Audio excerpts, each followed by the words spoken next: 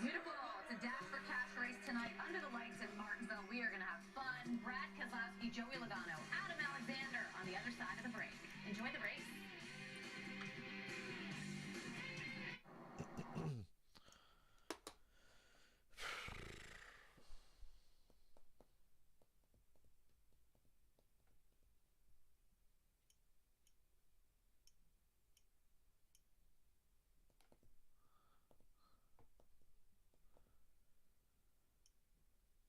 Any second now. YouTube app. Let me know my shit's working.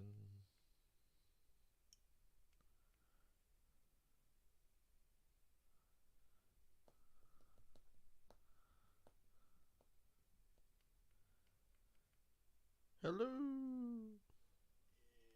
Yep, it's working. It's Xfinity, not in America. We should have a good one here. Parker Retzlaff qualified 4th. Did you see the lineup for the Cup race? Jeez. Stuart Haas Racing, where did you get that speed?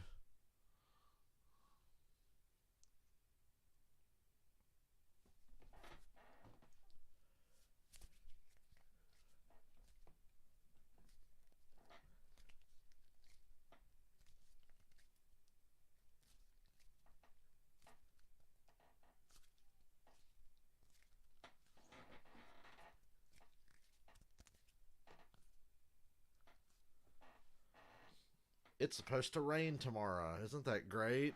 Well, actually, it's not supposed to rain until about 3:30, 4 o'clock, but the race doesn't start till 3. So, also, IndyCar race is at 3:45 at Long Beach, and the Cup race, you know, if you started the Cup race at 1, people could see 3/4 of the IndyCar race if they wanted to.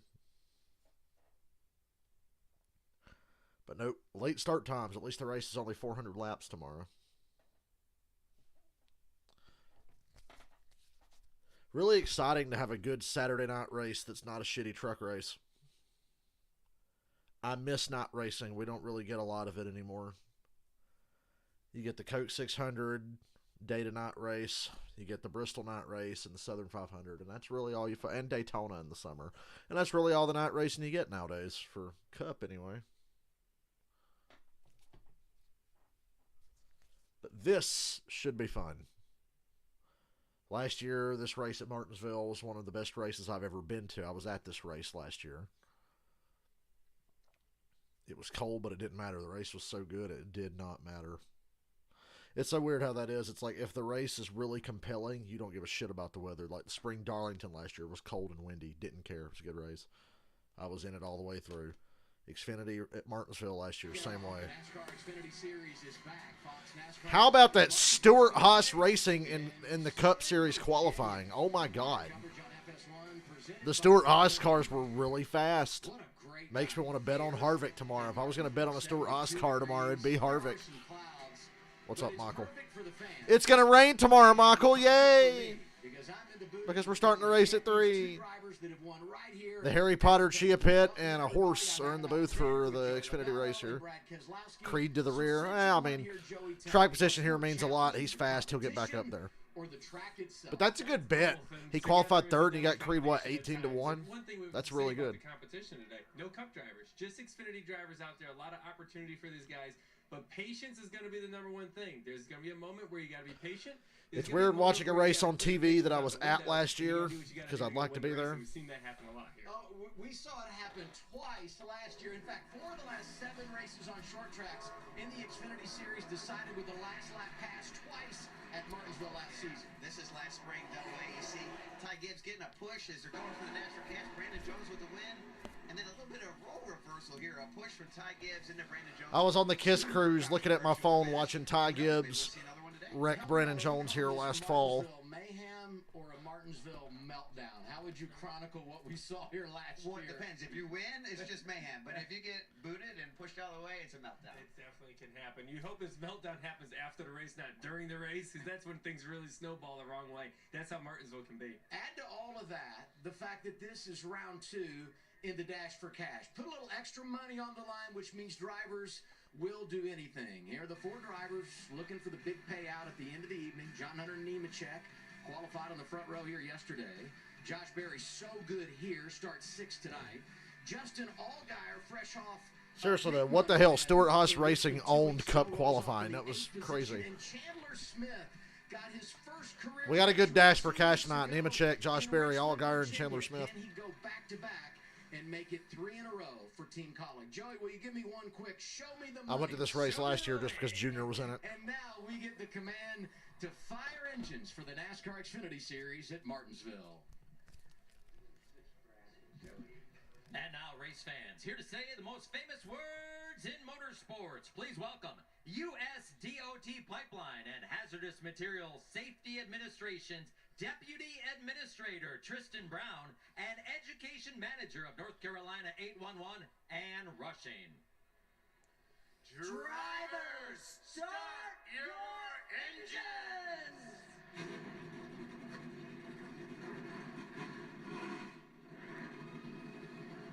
Cold custard on the pole. Stewart Haas owned qualifying in Cup and Xfinity. Of racing, a short track Saturday night. It's go time in Martinsville. Green. I miss night racing like this, so it's nice to have it. Saturday night racing. TV networks won't let NASCAR do it in Cup anymore. Just remembered Atlanta's a night race here in a couple of months, but it's on a Sunday night.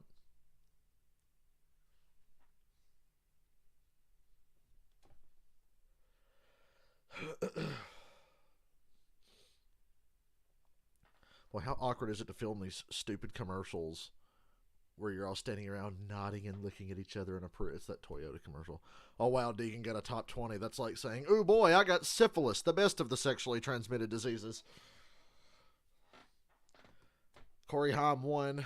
I don't care.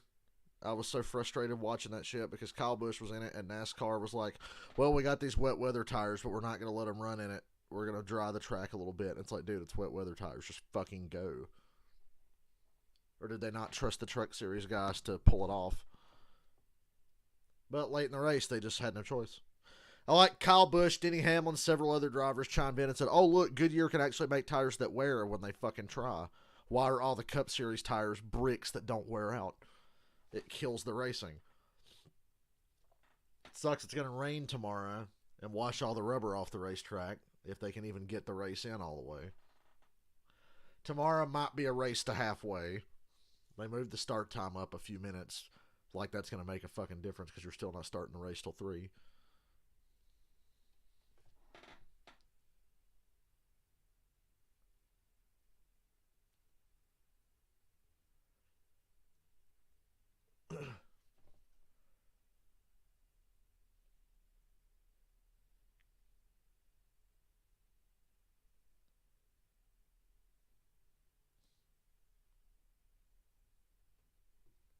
Somebody made, and it hasn't been released yet to the public, they've modded NASCAR Heat 5 on PC to have the 2022 Cup Series lineup and next-gen cars, and it looks awesome. And I want to get that as soon as it's available for everyone. You had Allgaier beats Truex and Berry beats Smith. Berry and Smith are going to be pretty evenly matched. I'm confident Allgaier can beat Truex, even though Truex has good runs in Xfinity in that 19 car. Remember, he almost won Phoenix. But that Berry and Sammy Smith one might be tough. Parker Retzlaff qualified 4th. Jesus. It's crazy. Tonight, it's a short track state of mind. God damn it, I was there last year. Martinsville Speedway. This ain't a playground. It's tight, short track racing. Oh, and there goes the 9. And a big crash. Big wreck there on the front stretch happened in front of me. This race has everything you want. The track, the lights, the trophy. We're off and rolling in Martinsville, Virginia. NASCAR Xfinity Series ready to go racing at Martinsville for the 40th time. It's round 8 in 2023. Well, let's get to our Mahindra. Why was Martinsville off the Xfinity schedule for over a decade? For Cole, he gets forward their first ever pole here at Martinsville in the Xfinity Series. I'll never understand.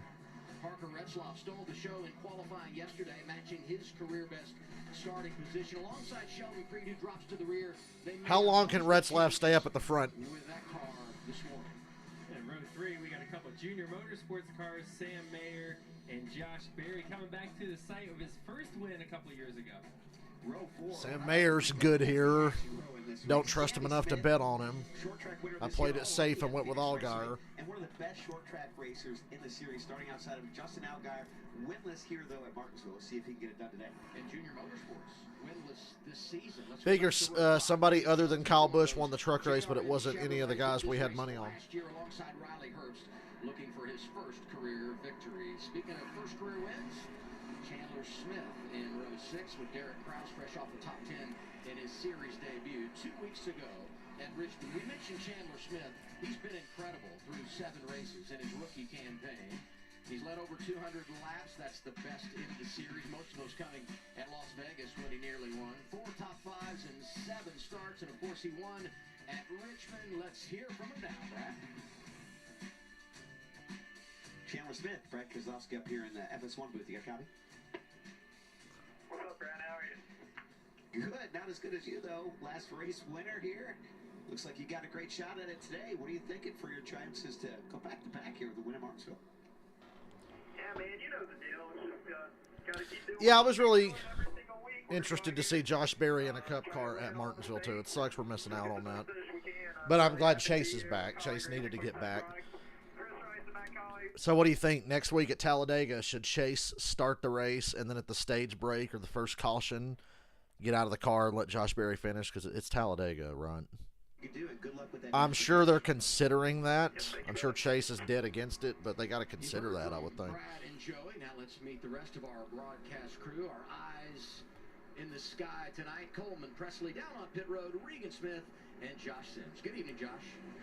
Well, you know, Brandon Jones has to have Josh Sims, they cut to a random shot of Regan Getting Smith. the win here last spring and then in the fall, leading on the last lap before getting dumped by his teammate and losing out on a chance to win the championship. He looks at the positive side, saying at least he knows what it takes to run well here.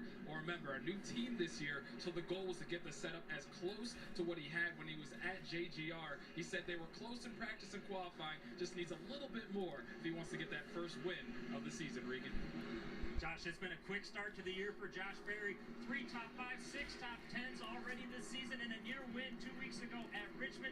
But the team Everybody was talking about the 2 Xfinity races here last year. They expect to win frequently this year. They're going to have a chip on their shoulder tonight as they go for an extra $100,000 in the dash for cash. He starts 6th in just a little bit. Coleman? Thanks, Regan. You know, we talked about patience, we talked about aggression. Now it's time for everything in between. This track's going to go through a lot of changes tonight. Here on Door Bumper Clear, what's her name picked Josh Berry to win the race, but that was the day before they announced that Chase Elliott's back. She picked Josh Berry for her DBC picks for the Cup race. And it's like, oh, well, he's not there. He is on standby tomorrow for Chase, just in case, as a precaution. That might have happened a time or two. I might have to get in the middle. There's a skill to it, all right? I promise I didn't ask Coleman to say that. I did not make that request. We've been set up, Joey. We have been, I believe so. Here's our race analysis. 250 laps tonight. Stage 1, Stage 2, 60 laps. That final run to the checkers, 130 laps. Pit road speed, you see it there. The fuel window, basically all you need to know is you can go the distance after you make a pit stop at the end of Stage 2. Now, Coleman talked about the changing track conditions. That could You're going to want tires late in this race. This race from a strategy perspective. Yeah, it definitely will. And one thing about this racetrack, though, if you, with the strategy part of this, if you save a set of tires, you don't want to be the only car to save the set of tires for late in the race because it's really hard to get through the field. If it's late in the race and you put your tires on and you bury yourself in 20th, it's going to be very, very challenging to get through the field with one, not wrecking because it's going to be a mess back there, and two, just trying to get back to the point where you can try to win the race. So strategy options, I think, is go with the majority. Yeah, I think that's a great point, Joey. One of the big things that we always see in this race is someone doesn't go with the majority. They get themselves in the back, they get in trouble. They get the checkups, they damage the hood, they lose the radiator, damage the nose, get spun around, and your day goes downhill really fast. That's one thing about Martinsville. It is a snowball effect for sure. If you start going backwards, you're going to see the heart rate of Sammy Smith. Going to be wrecks. Yeah, there'll be wrecks. there's a lot going on. This You never will really have probably enough not be a to clean race. breathe, to have a second around you, to just make some clean laps. You're always going to be in traffic when you're back there. It was at 80 during practice yesterday, early portion of practice. It got up over 140. So we've seen the bottom. We've seen what probably was the middle in practice yesterday. How high will he go? That was our Toyota onboard camera. This is our Ford Performance onboard. Riley Herbst letting us ride along. This will be the driver's eye, which is always a wonderful. I love that camera. And I'll tell you what, Riley is having a great season so far. He's one of those guys that we can't talk about enough lately. Riley, fix your fucking helmet cam. Stuart Haas, who was incredible earlier today in qualifying on the Cup side. All four of their cars qualifying inside the top 10, made the final round. You watch that over on FS2, and Riley's teammate Cole Custer getting it done in qualifying here yesterday. Second pole of the year. Custer won the pole at Phoenix, winning that race. Sammy Smith, we had the onboard there. He starts 6th. Thank you for your help, car. 9% on pit road, not the track today. Okay, Chris. Get it off. That's right. Sammy actually on the inside lane rolling 7th. Her coming to the green. What lap of the first race? I don't know. Probably early. Nemechek to his right. How about a I'll say we get an early one. Saturday night on FS1? Can't wait to see how wrong I am.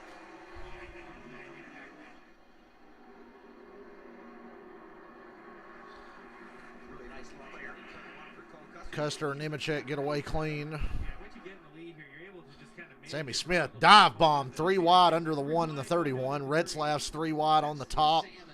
He just lost 4 spots in one corner, and he's about to lose more. Here comes Chandler Smith. Three wide, bouncing off each other. Get him while you can, baby. They took advantage of Retzlaff. You can tell he's not used to being up there like this. This is definitely one of those racetracks where nice. Nemechek inside of Custer. Look at John Hunter getting under call here. Custer leads the first 2 laps. And this is a part of a run. Cold tires, low air pressures. These cars don't handle really good. They don't like it, but they start the air pressures really low to try to have a long run, have longevity in the tires. And at this point of the run, if you have a I like the higher paint pressure, scheme on you've got to Allgaier's take car. advantage of your fast car It's on truck season. Why are you driving a car? See if Cole Kidding. Custer can just take a few This race, this is one of the best races of the year every year. The Xfinity Series race at Martinsville is always really good. in the back bumper of Custer, Cole Custer. And he's got his teammate now right behind him, Nemechek does. Nemechek winning earlier this season in California. We mentioned the win for Sammy Smith at Phoenix. They're 2nd and 3rd right now. Custer's leaving the bottom wide open here. Yeah, and I saw what 20 able to do. He's able to wrap the curve really well and get on the gas. 20's good into the corner and wrapping the bottom around the center. Custer gets a little better run off. 20 tried to get back in the gas a little sooner there. Almost hit him. And here comes Sammy Smith.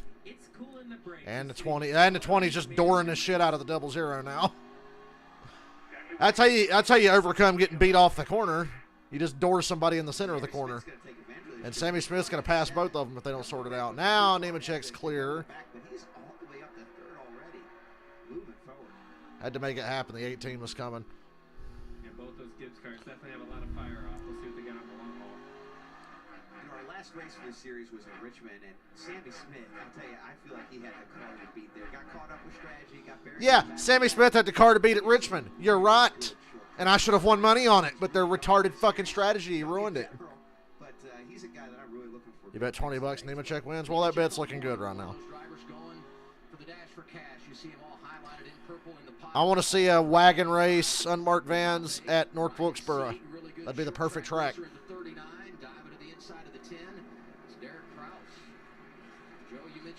Oh, yeah, Kraus in the 10 again. Because it's a dash for cash event, Kraus gets his opportunity, took advantage. This is a pretty deep field. There are no Cup drivers, but I look all the way back to like 19th place, and any one of those guys could be good enough to win here on any day because Martinsville is definitely an equalizer for the lesser teams. You just got a really talented driver can overcome a bad car at Martinsville. So this is a pretty deep field. And then you can kind of at least try to get position from there. It's so challenging. It's kind of like a slinky. You catch them on the entry, you can roll to the bumper, then they get on the gas and they pull away 3-4 feet, and it's like, that's too far back to outbreak him right there.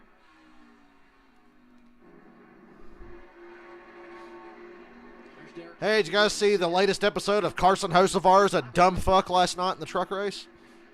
Regan, how about the guy in second right now?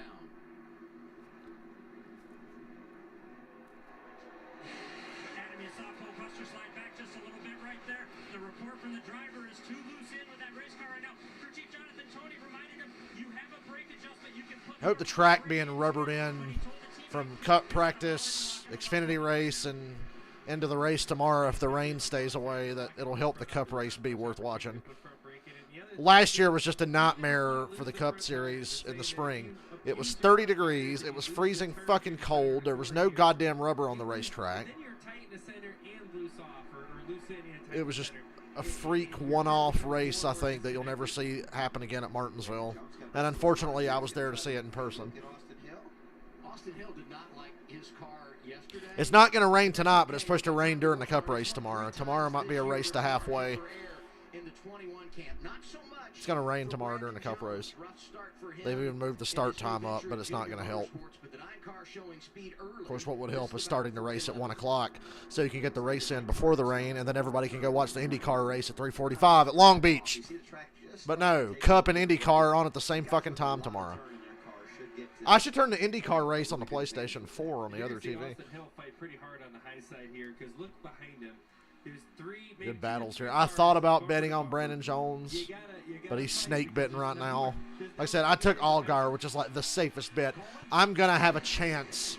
I'm going to be in this race late just by picking Allgaier.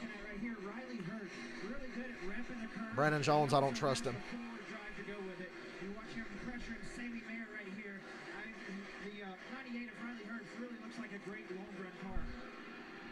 Herbst and Custer have good long-run speed, I think. I think Nemechek's best all-around car, but long-run speed, I like what I see from Custer, and I like what Riley's car is doing.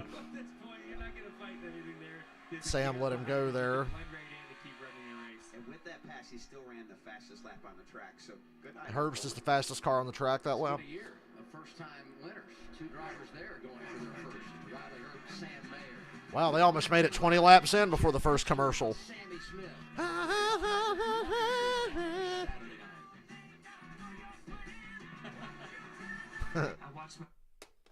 This crew guys they showed when they went to commercial.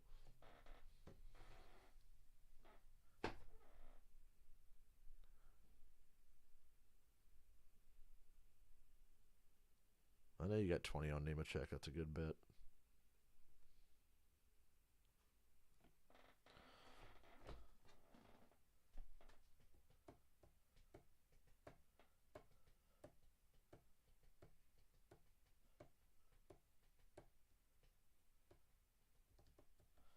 Man, if that truck race could have started earlier last night, I would have sat there and watched all of it with y'all. But I had to bail.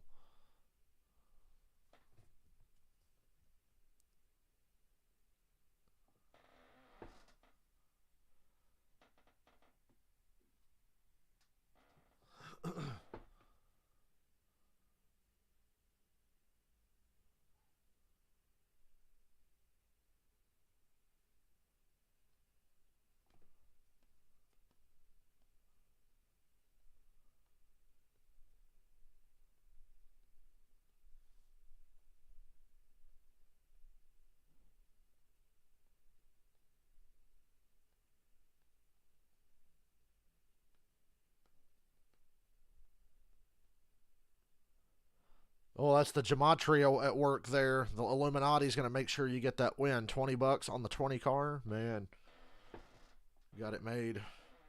So much for my early caution prediction. Not as young, though. We're 20 laps in, and it's been clean. Of course, it might not be clean. We heard that at the Bristol Dirt Race last week in the Cup Series, Fox didn't show half of what actually went on. Denny Hamlin on his show and the spotters on Door Bumper Clear said there were way more spins and way more accidents than were shown on television, and a lot of them didn't draw cautions. And Denny Hamlin said he was a part of a couple of them. and he goes back and watches the broadcast after the race. I'm going for Allgaier. I got a bet on Allgaier. He's not doing too hot right now. He qualified 8th. He's running 8th. Not going backwards, but not going forward either. He's not doing anything that stands out to me, like the 20 and the 00 and the 18 and the 98. Oh, fuck off with your music.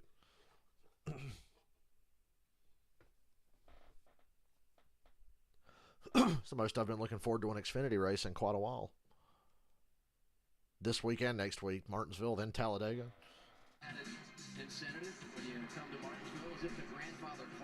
Dash for Cash looking a lot more competitive than it did last week, or 2 weeks ago, excuse me.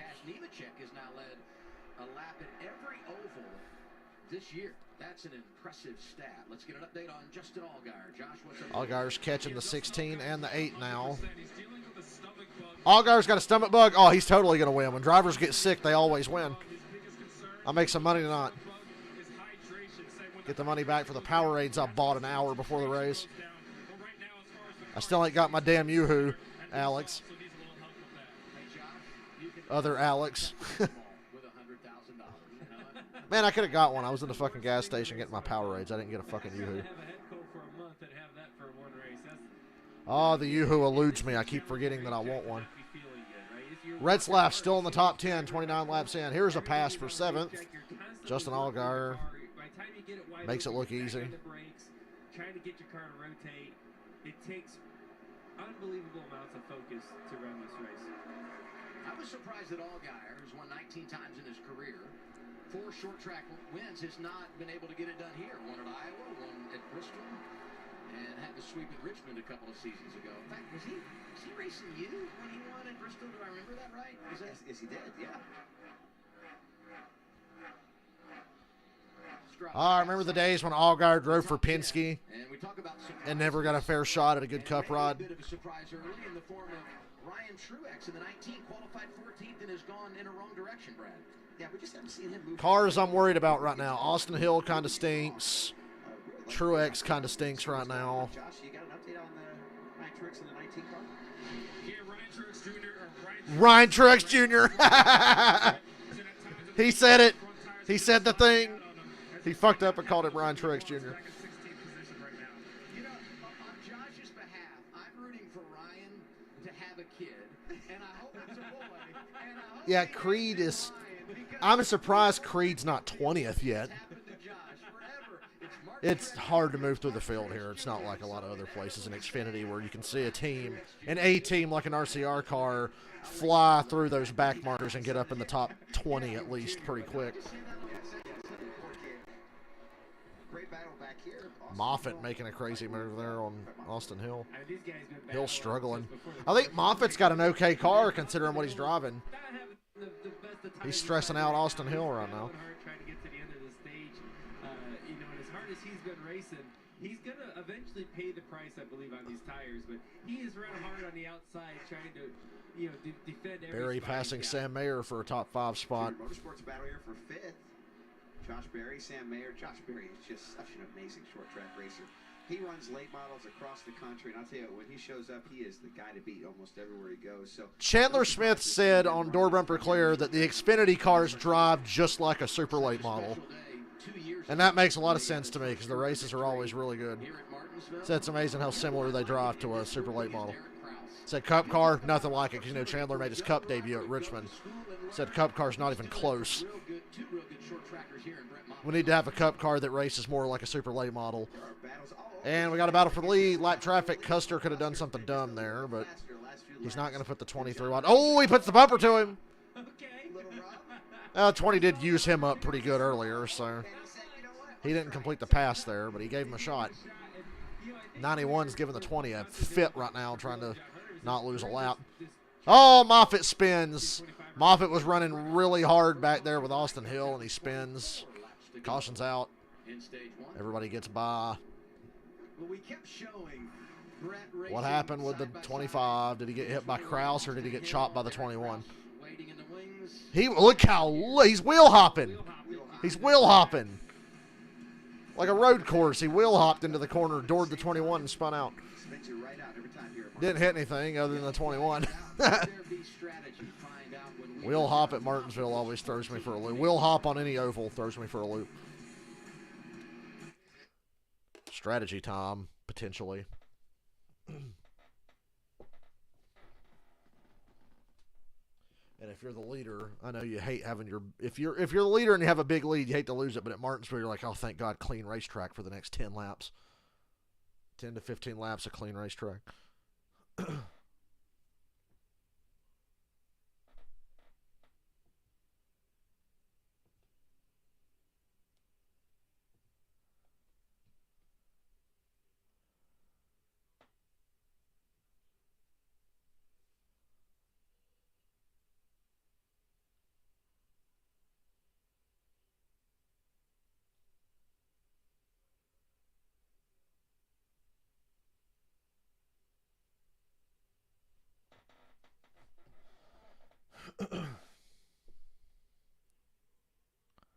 Unlike Bristol Dirt, I expect more consistent calls on what should be cautions tonight.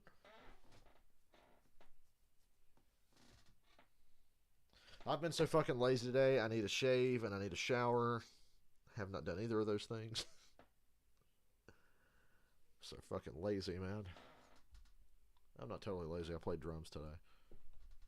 Can't be lazy and play drums.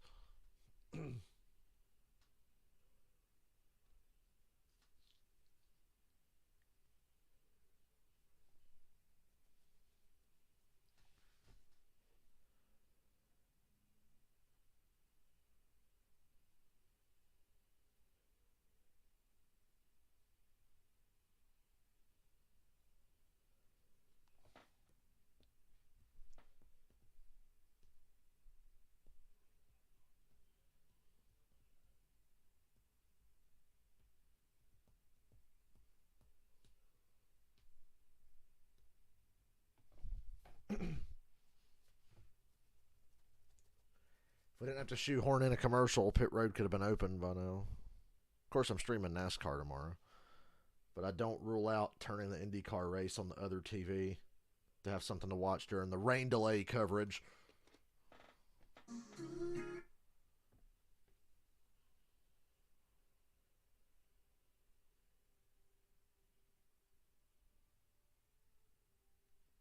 Nice flow to it. The graphics department here at Fox has way too much time on their hands. But thank you. I appreciate it. I think I look younger now. A little bit, Joey, a little bit. I think so. Joey does look younger now. That's what happens when you become a human chia pet. No, I don't have a singing voice, but somehow I got older. Everybody around me got younger, and I figured that one out. There were some pit stops. Let's get an update. We start with Regan. Well, one of the cars that pitted was Josh Berry. And Josh Berry pitted from the top 10 under this caution. Whatever it takes to get me track position at every stage of this race is what he's going to do. Obviously, So they're going to have to run about 15 or 20 laps here on this set of tires and stay out. They will stay out on that one. That was his plan coming into this Next stage will be a little shorter. There'll be caution laps between stage 1 and stage 2. Maybe they'll catch some yellows and keep laps off those tires and stay up front. My pick, Allgaier, he stayed out. Pretty much the entire top 10 except Josh Berry stayed out, and I'm sure other cars further back pitted too. John Hunter Nemechek still leading. The rubber is like chunky. It's almost like a washboard through like the middle of the corner, middle to three-quarter part of the corner, both ends. And if I hit it with my right front, I lose right front grip, and then I start losing a little. Nemechek says the rubber buildup on the track That's a part of Martinsville long runs. The rubber starts is to fucking with his lay out car. to the racetrack and, like, That's actually start balling to up. stick marbles and stuff start sticking to that rubber. This is that's Joey there. saying marbles are And if nothing you new at a hit track it, like this. it's ice. It's total ice. So you got to really pick one side or the other. If you're going to cross it, be straight when you go across it. It's just, it sticks onto the racetrack. The cautions clean it up, but it'll lay down quicker. Austin Hill Now, pitted. I'm if not surprised. They were rubber will lay struggling. down a little bit quicker next time. Not many drivers playing that strategy game of flipping the stage. Jim Austin Burton Hill pitted. saw just a second ago did that. So did Jet Burton in the 27. Now you just hang on here. You don't want to wear Oh out man, those no more tires. Bristol dirt race next year means no more choose drone. My life is not complete, guys. Second stage after all these other drivers pit. We had to go back to the before the Michael's rooting against John Hunter. Check Custer. That'll be Only 17 to go. You should be rooting for somebody to take out the 18, right? Southside Lane might not be that bad on older tires here. I was thinking the same thing, Joey. It'd be interesting to see what happens. Great launch for the Great inside. launch. The two Gibbs cars take off. I meant in the corner. Yeah, straight away. Stewart Haas cars on the outside. Tires were worn out, and you saw wheel spin. 18 puts the 00 in the wall ever so slightly. It wasn't like a hard hit, but the 18 ran him wide and they hit the wall. Nobody commented on that in the booth. 18 gets the 00 plenty of room off of 4. And Mosak just got booted out of the way further back. I think the 24 got squeezed as well. That's Connor Mosak, was running outside the top 20. 20 in the 18, first and second.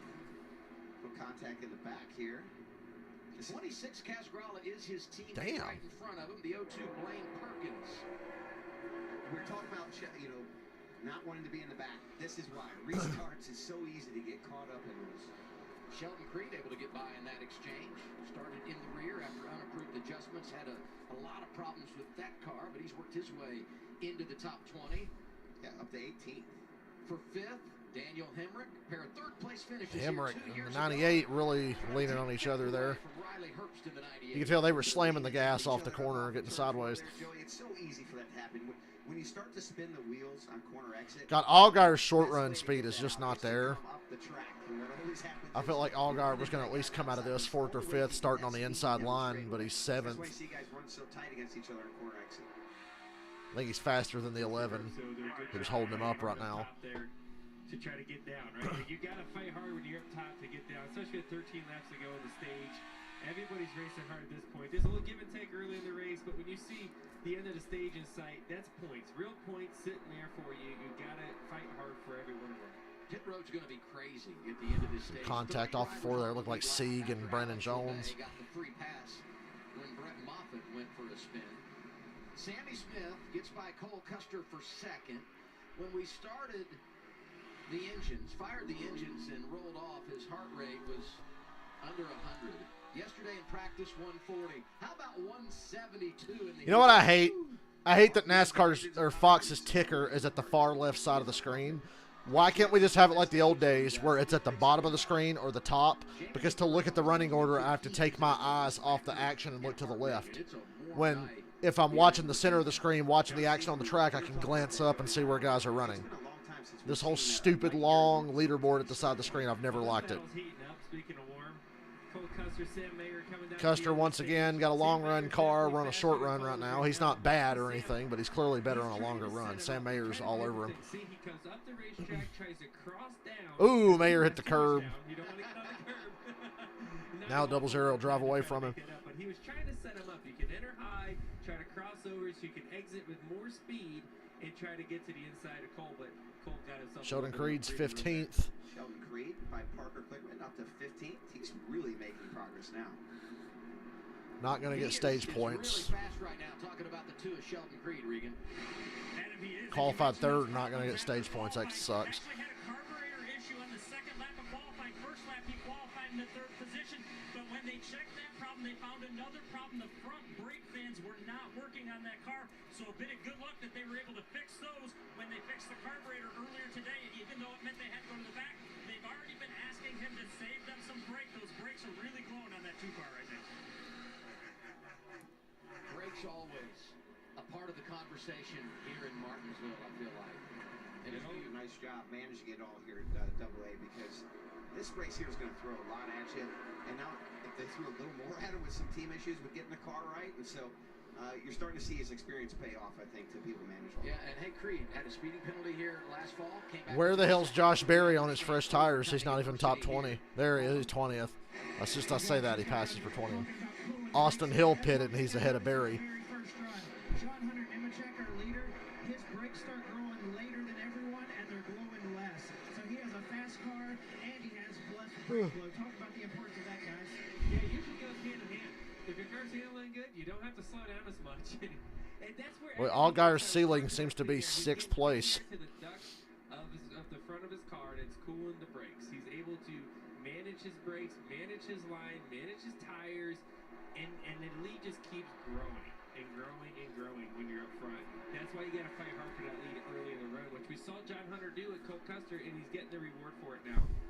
Gonna be 3 laps to go. And the 18, whoa, 18 overdrove that corner. 18's running hard trying to get the stage win. Locked up the left front a little bit. Get all you can. Left tire marks in turn 3. Here's the other thought. Not only get all you can because you want those positions and stage points, but every position you get here makes your life that much easier when you come down pit road in a few laps, right?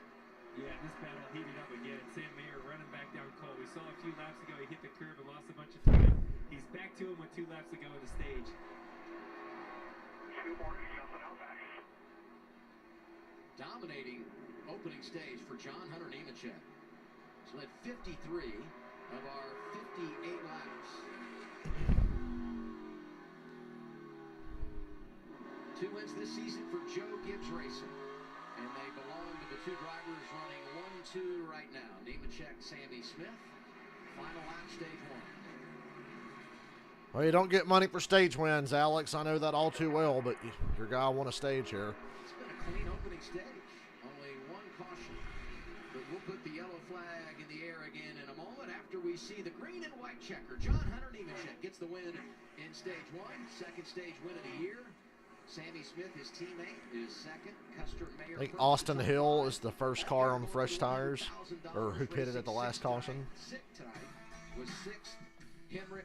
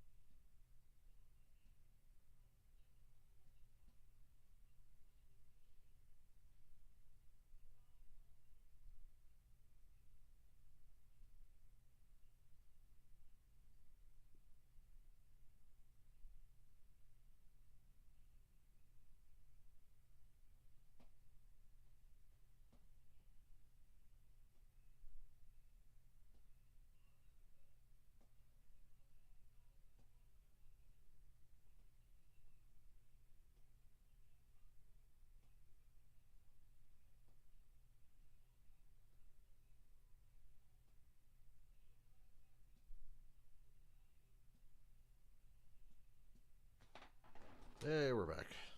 Last night, tomorrow it's the Cup Cars. Feel that dead air. It's NASCAR's Xfinity Series. Our coverage on FS1, presented by Mahindra. John Hunter Nemechek wins the opening stage, and so much here is about managing tires on the long haul, Joey. They're going to fall off no matter what, and John Hunter Nemechek had the best fall off because he had the most clean air, but this is the difference between lap 4 and lap 60. Look at the time, and a lot of it looks like it's off the corner. It's all the way through the corner, but you really see it stretch on the exit of the corner. That's a lot per lap. Now you get some fresh Goodyears. Pit stops happening. They're heading your way, Regan. Adam, the 00 Cole Custer having trouble getting that car to fired off. We saw it on the start and the restart. Loose in, it won't turn late center, and locking the fronts up for him. Josh? Well, stage one winner, John Hunter Nemechek, overall happy with the cars that he's struggling with drive off, so they're going to try and help him out with that. The one of Sammy Smith said he was losing grip overall towards the end of that run. Those tires should help with that, and Sammy Smith putting the pressure on John Hunter Nemechek, just getting a little too tight as well towards the end of that run. Still helping the 18 out. Pit road, such a huge part of the equation here. And keep in mind there were a handful of drivers that Race off pit roads, Nemechek, Sammy Smith, Hemrick, Chandler Smith, Riley, Custer, Brandon Jones.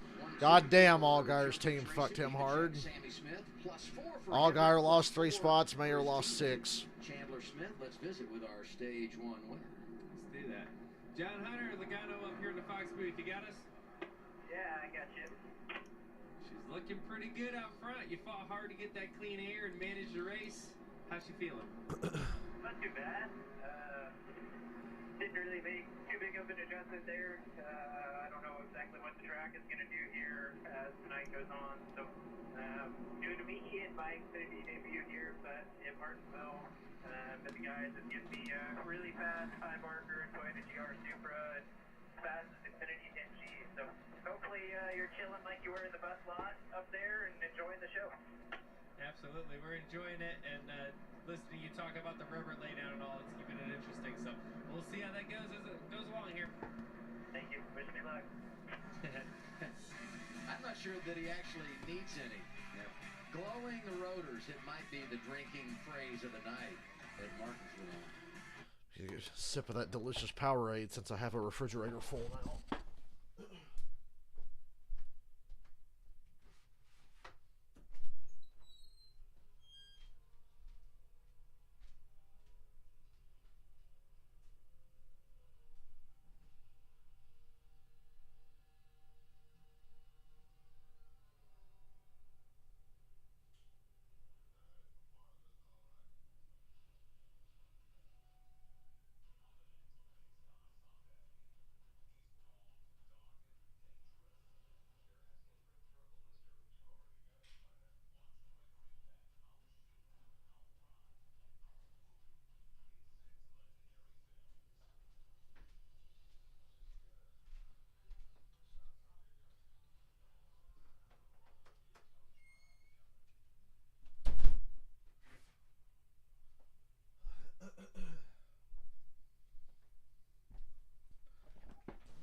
Well, my odds of winning money after stage 1 here are not looking great.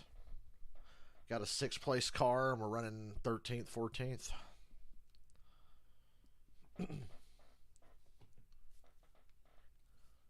Don't see on what universe can anybody beat Nemechek. Hell, only 4 cars are going to stay out here. Hill, Barry, Cram, and Burton. I think Barry might have been saving his stuff a little more. I think Austin Hill was charging hard at the end of that first stage. That had to be how he got in front of him.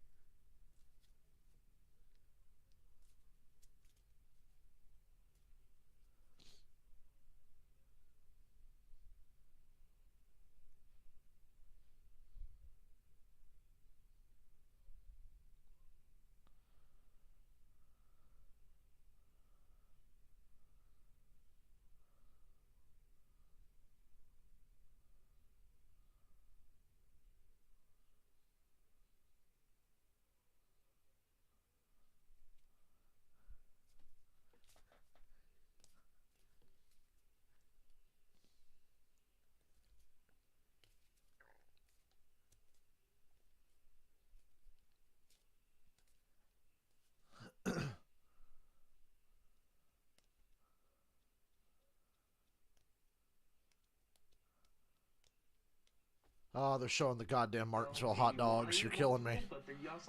Who do I like tomorrow? I gotta think. It's gonna be tomorrow's tough to pick, Michael. You have to send me the odds. I know who I'm thinking. I'm thinking William Byron, Kevin Harvick, Denny Hamlin, Christopher Bell, but I don't know who I'd want to narrow it down to and go with. Just based on the Stewart Haas speed, I'm like, man, hey, that's the hot dog stand I was at last year. I was there. Love them damn hot dogs, man. They're so good. I take some of that kettle corn, though. Hey, let's go back to pit stops, and we mentioned some of the gains. One of those going wrong direction. You think of Toyota, so Hamlin or Bell, right? Here in the right front. I like William Byron's 15-lap average in practice today. I mean, he did a pretty good job recovering, but that definitely cost That and the Hendrick cars are just good everywhere. Pit stop and drops him back to 10. Well, we get another penalty soon. He was 10th. All right, interesting to have Dawson Cram and Jeb Burton up here on road number 2. We'll see if that can get Barry and Hill a gap. It does at the launch. These guys, they're on older tires. Remember, the front 3 cars. Hill out front, Barry tucks to the bottom. They're trying to manage this right now. Making the most of this. Nemechek's going to go 3 wide under the slow cars. Jeez, back Woo!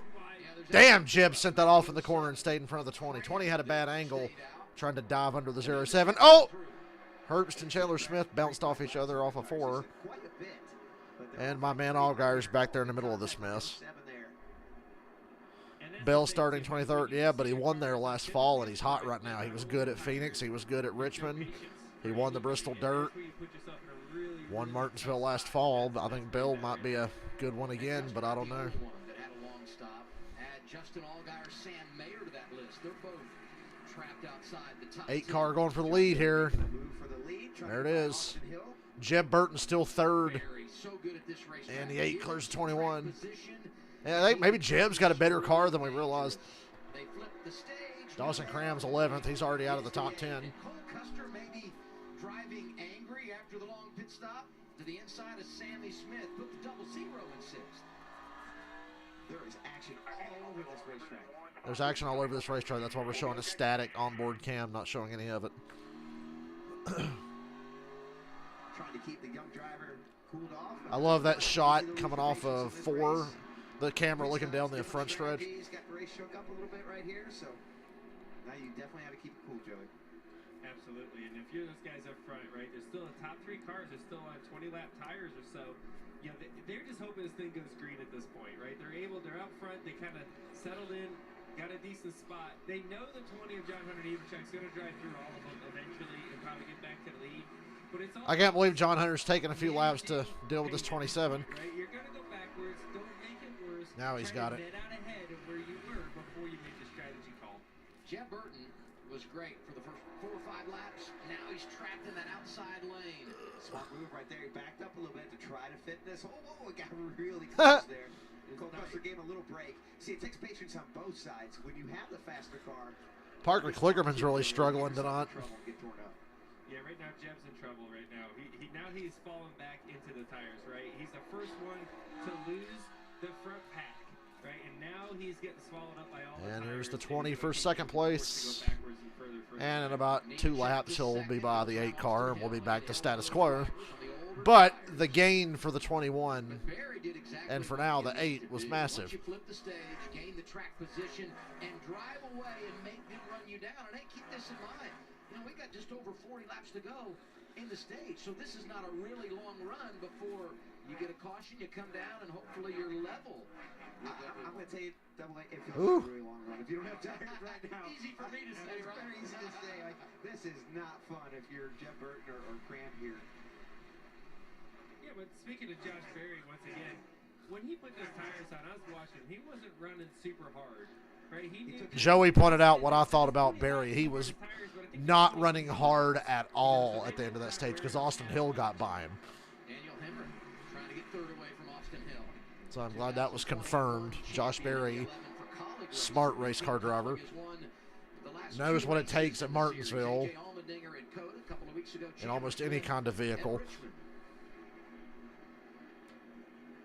Cole Custer has really turned it up, getting by Austin Hill. Coleman? Yeah, Cole has turned it up. We seen him at the beginning of the race talk about being loose in. Looks like they fixed that with that pit stop. He's getting in the corner really, really good. After he gets in the corner, it looks like his drive's still there. I'm interested to see as this run goes on if he can get his track position back and leapfrog the 20. Regan?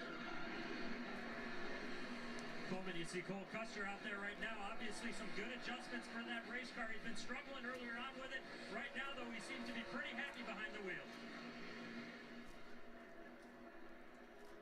Yeah, you see Cole Custer, right? I mean, we saw it early in the race. He didn't fire off super fast. Back of the car wasn't real secure underneath him. Now he's got that. Barry's lead has stayed the same for basically the last 5 laps. 0.8 of a second. Custer is fourth. Austin Hill completes the top 5. That's really impressive. Closing on the midpoint of stage 2 at Martinsville. Elton John, Elton John, Elton John, Elton John, Elton John, Elton John. Front row has been a lot more consistent lately in Cup. McDowell's been good the last 2 years. I've seen such a big improvement, but even Gilliland now shows speed a lot.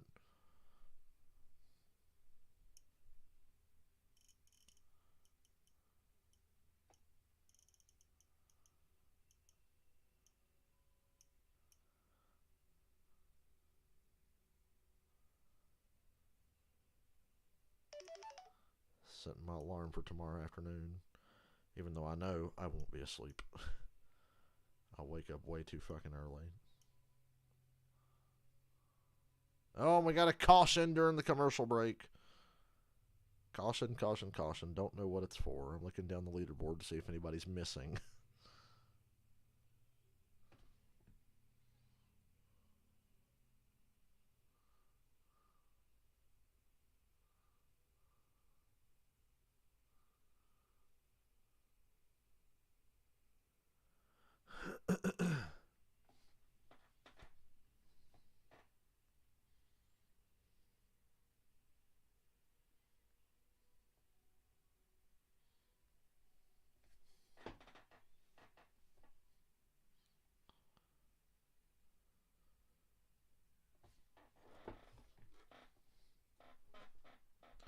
I don't think this caution's good for Josh Berry.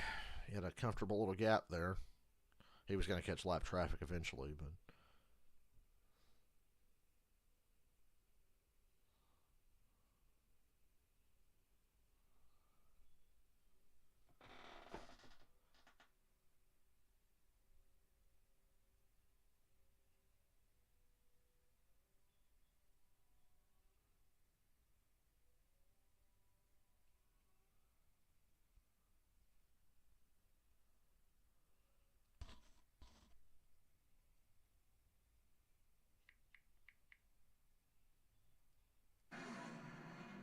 While we were away, picked up our third caution of the night, second for incident. It done blowed up. Honeycutt making his Honeycutt's car blew up. debut. I hate that for him. He's been working really hard. Ran the truck race last week at Bristol, and this kid's got loads of talent. Unfortunately, looks like maybe an engine failure or something under the hood. Good to see him get out safely. Tomorrow, the USFL kickoff weekend continues as Pittsburgh Maulers open their season against the New Orleans Breakers. Our coverage begins 6:30 Eastern Time. It's right here on FS1.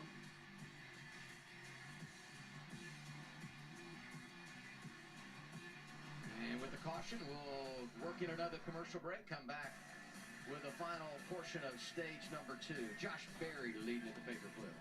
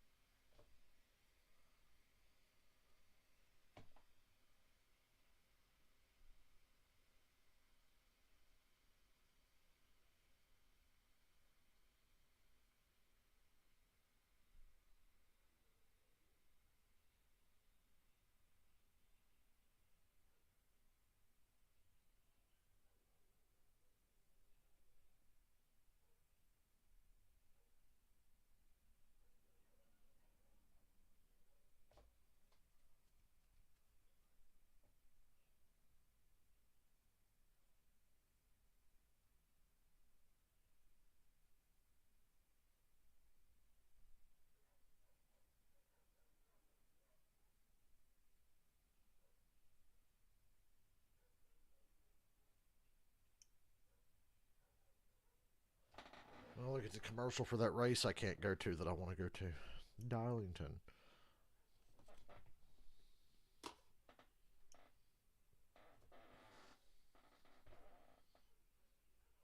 I had 2 people that usually watch my streams comment or message me today and go, whoa, I didn't know there was a truck race last night.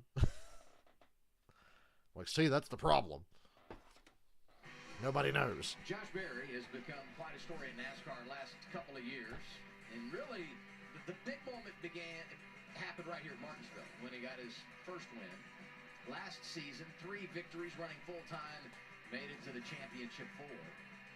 And this year, after missing out at Daytona, 6 consecutive top 10 finishes. And really the only one where they didn't have to bounce back from adversity was 2 weeks ago in Richmond when he finished in the top 5. One of those drivers going for the dash for cash, and you see what he's been able to do here tonight. Yeah, leading 19 of 92 laps. He really didn't need this yellow, though, to be quite honest.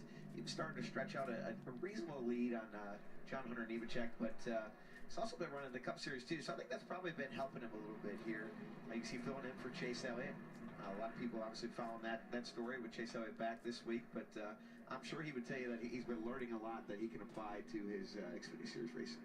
I said yesterday during the practice. Josh had 3 really good races filling in for Chase. I'd say Phoenix, Atlanta, and Richmond. In Vegas, because you know kind of got fucked at Atlanta, but. And he's a sleeper. The odds are going to be long. Anyway, Chase is back. We're happy about that from a sports perspective. Maybe you have to race him. You don't want to see Chase back, I understand. But anyway, welcome back, Chase Elliott. Joe Logano lying through his teeth saying he's glad Chase Elliott's back. Your braking threshold improved like 17.5%, so that's good. Yeah, these PFDs, but they really fixed it. I don't know what he's talking about. It sounded really smart. So I think I heard threshold braking, which usually what that means is how hard you can brake with the car without locking up the tires. It's a big thing with road course racing, and it's really important here at Martinsville because Martinsville is this big braking track, like we talk about that all the time, and the deeper you can get in the corner on the brakes, the more speed you're going to be able to carry with respect to lap time. So you want to have threshold braking to run fast laps here. Regan? Adam updating the 21 of Austin Hill. Yes, he's on those older tires trying to fend off the cars behind him. That car was loose early on in the race. Now they have shifted it to where he's tight in the center. Because it's tight in the center, he's got to check up too much. Gets hit from behind as those cars are catching him, which throws the whole corner off. And a side note on this car, they tried a different setup than what they ran in the fall. They're thinking ahead to later this year. They want to make sure they learn something tonight that they can use in the second race this year. Yeah, it's such a big event. I said it yesterday, Regan. They have their eye on the big prize, making it to the championship 4. This is a lengthy cleanup. Has a pretty big engine failure. It's taken a while to get things cleaned up. Oh, dramatic slow-mo of the guy using the speedy draw. Oh, man. You go, Fox. Won some sports Emmys on that one. And the Emmy goes to NASCAR on Fox for slow-mo shot of safety dude shuffling speedy draw out of a bucket. Very dramatic.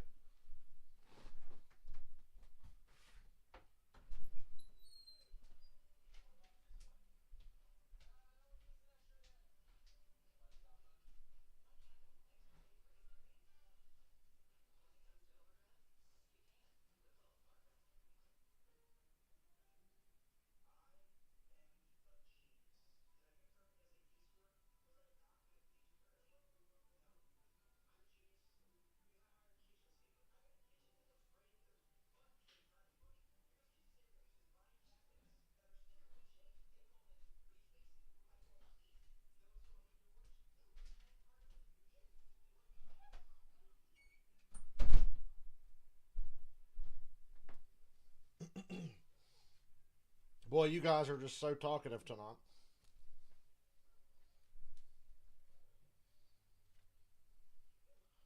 Slow down, guys. I can't keep up with this chat. What great banter we're having. All 7 of us.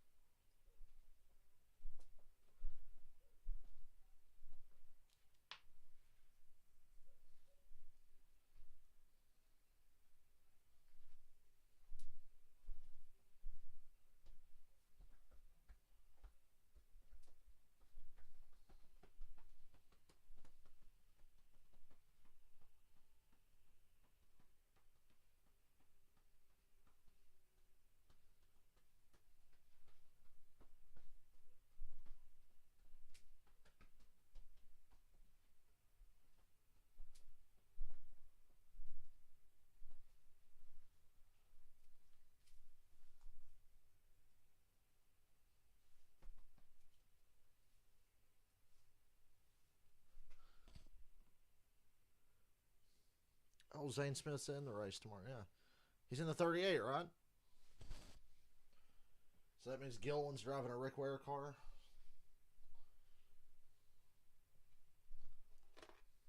Series from Martinsville. Our coverage on FS1 presented by...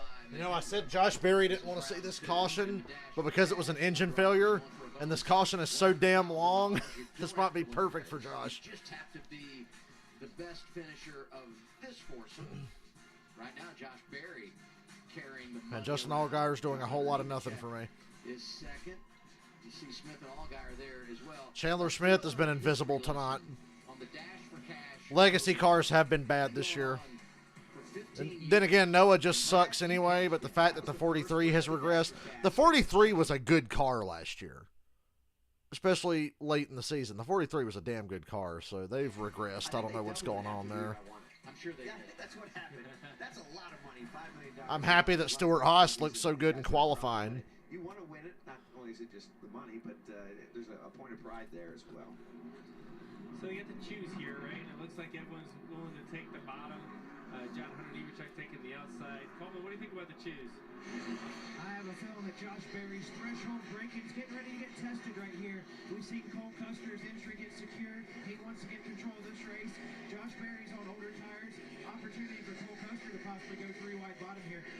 That would be a big move into one if he goes 3 wide bottom. It could be a big deal. I also look at John Crew guy eating hot dog. Quit making me jealous. Them damn hot dogs are the shit, man. I'm telling you. The hype around the Martinsville hot dog is very real. All right, 20 to go in stage 2. Can Berry remain? All I want for Josh Berry is to remain in the top 4. Let's make it happen again at Martinsville.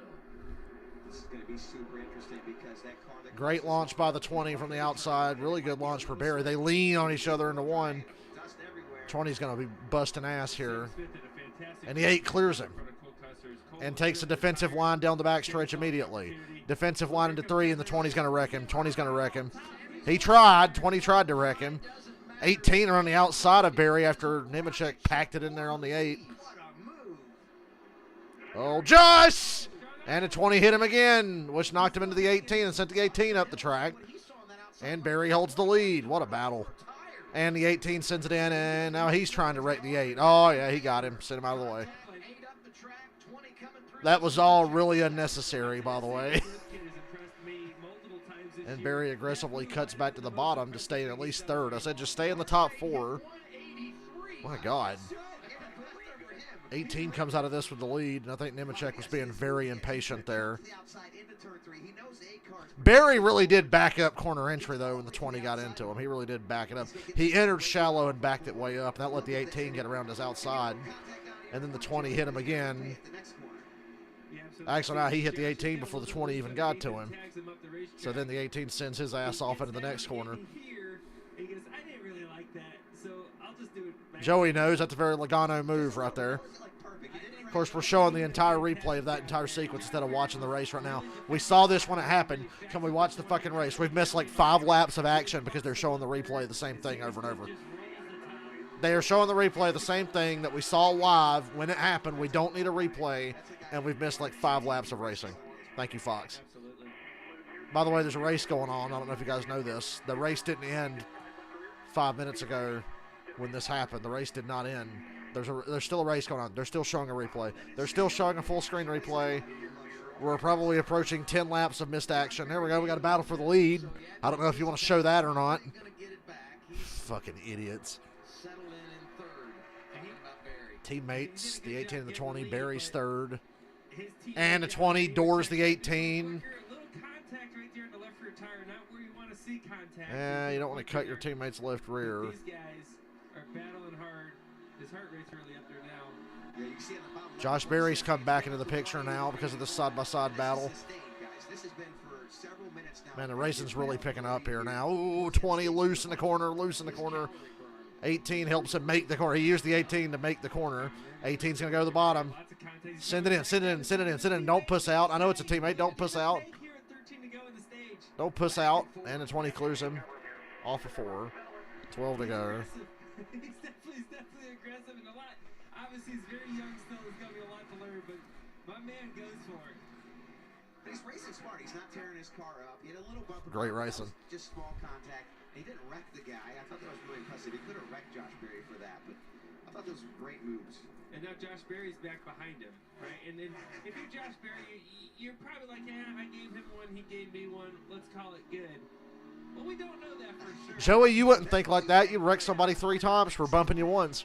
Guys, an important note on the 18 of Sammy Smith. This may be only his second start here at Martinsville, but last year in the fall race, he was leading with 2 laps to go. Hell, I don't see Allgaier in that top 10. Hell, Allgaier's 14th. And you saw that a little bit with the pass on Josh Berry. His crew chief Jeff Mendrick said aggression is something Sammy Smith does not lack. I'll say this too, this is only the 3rd track he's been to. Allgaier's 15th. Daytona, Phoenix where he won, and now Martinsville. Expectations high for the high school senior, 18 years old, out of Johnston, Iowa. Well, he's got 18 really slowed up there in the center. Nemechek's got a big lead now. Remember, he is on 20-lap older tires, and he's passing Sammy Smith. They're trying to pass. Josh Berry's an unbelievable talent, and he just knows Martinsville. When that car gets new tires on it, Whether he took it easy at the end of the previous stage or not because of his tires are still 20 laps older than the cars he's racing with, and he's passing one of the best cars on the track. So I really thought he would drive away from the 8 car. And look who's waiting behind him. Cole Custer is there. Daniel Hemrick has shown that he has a fast race car. And Brandon Jones gives some love to the 9. His move to junior motorsports has not. I should have bet on Brandon Jones instead of Allgaier. It's obvious now. So much confidence, and he's in the game with 7 to go, stage 2. you said Brandon Jones, this might be his best racetrack. Here in Phoenix is 2 of his best racetracks, capitalizing on it right now, and he needs a good run. You know who likes all this side-by-side action? John Hunter Nemechek. He gets drove away with 5 laps to go on the stage to almost a 2-second lead. Yeah, keep going. He says, I'll take another stage win, guys. Keep going. The battle behind him, though, is fun to watch, man. There's so much going on. These guys are bumper to bumper. And with 6 to go, we talked about patience before the race started. 5 to go in the stage. How aggressive are you willing to be? Because you got to know it's going to come back to you later. Yeah, here's the battle for that 1 stage point, 10th place. And these guys are going at it here. See, Hill's fallen out of the top 10. Hill played the same strategy as Berry, and he's not top 10 anymore. Berry's 2nd. He's hung in there pretty well, especially when you consider early in this last run, he jumped to the outside and was riding it hard out there. And remember, before the cycle started, he was 14th. So if he just holds here in 11th, he netted out 3 positions from that gamble. I would say that's a win. Josh Berry's going to be the biggest winner on that gamble for sure. What a night for Joe Gibbs Racing. Got 2 of the top 3 with Nemechek, Sammy Smith, and Ryan Truex recovering, starting to work his way to the front. 7th right now, trying to hold off Riley Herbst. 3 to go in the stage. Ryan's running this unique line that we see work when the track starts to take rubber, where you run really high in the concrete, where it doesn't have the rubber, and you're able to get that grip in this turn down right here, and you see it, Joey gets that. Like a good thing, right? You may think, oh, look at this. Custer roughing up the 18, not really roughing him up, but the 18 struggling. That's what you want to do, right? That shows strength. You're able to do that, get door to door with him here. Last lap of the stage. It's been a good stage. Which is going to be kind of tough to do here. Would you believe that this is Custer's first Xfinity start at Martinsville? Same for John Hunter Nemechek. And Nemechek... I didn't realize it's Custer's first Xfinity race at Martinsville. And stage 2 on the short track in Southern Virginia. What a night for John Hunter Nemechek. Nemechek sweeps the stages. Josh Berry 2nd. Very impressive. The 2nd stage, Josh Berry behind him on those old Some new faces in the top 10. Kraus, Truex. Daniel Hemrick completes the top 5. Points for Brandon Jones. Ryan Truex was 7th.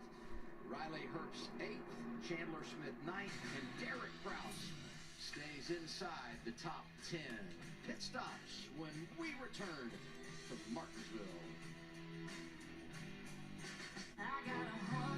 Shut up.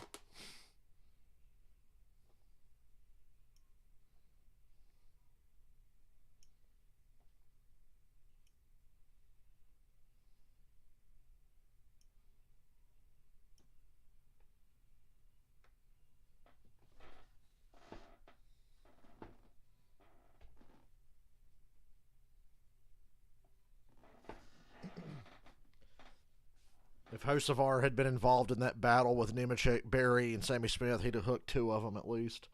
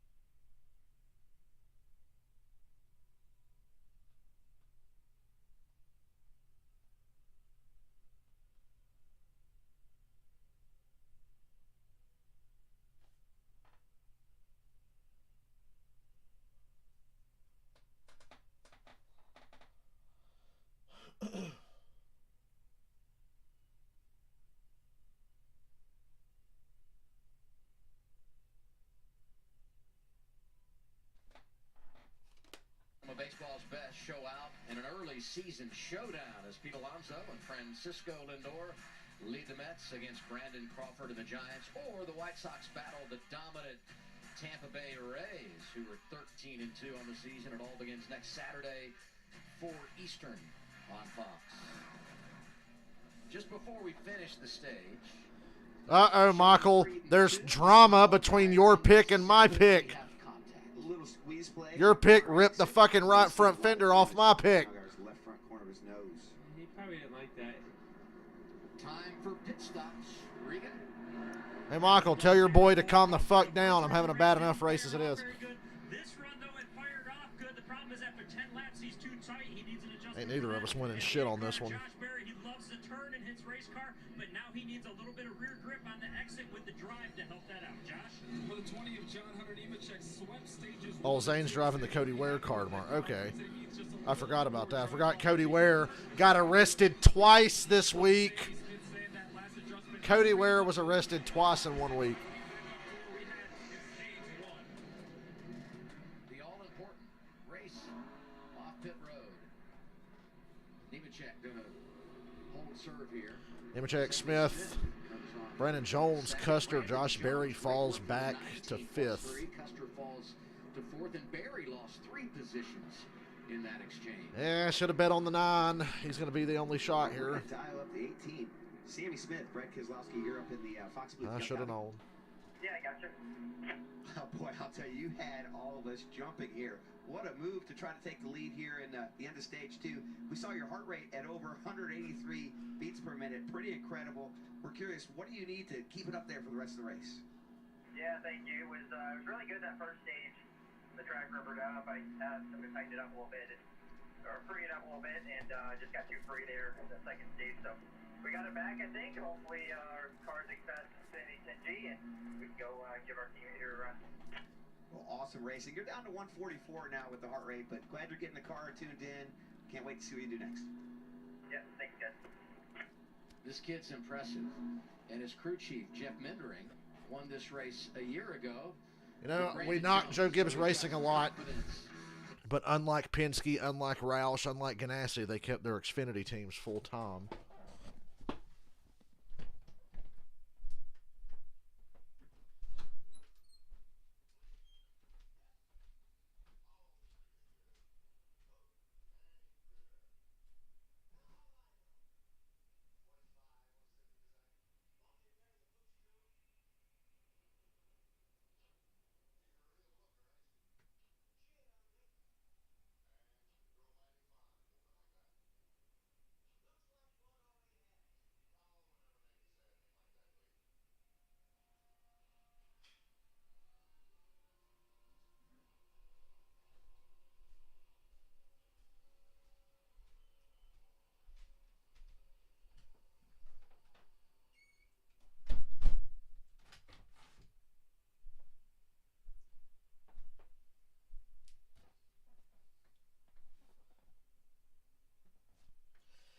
It should be a good finish as long as the 20 can't drive away. I'm just worried that Nemechek's just going to drive away and stink up the show because his car's that good.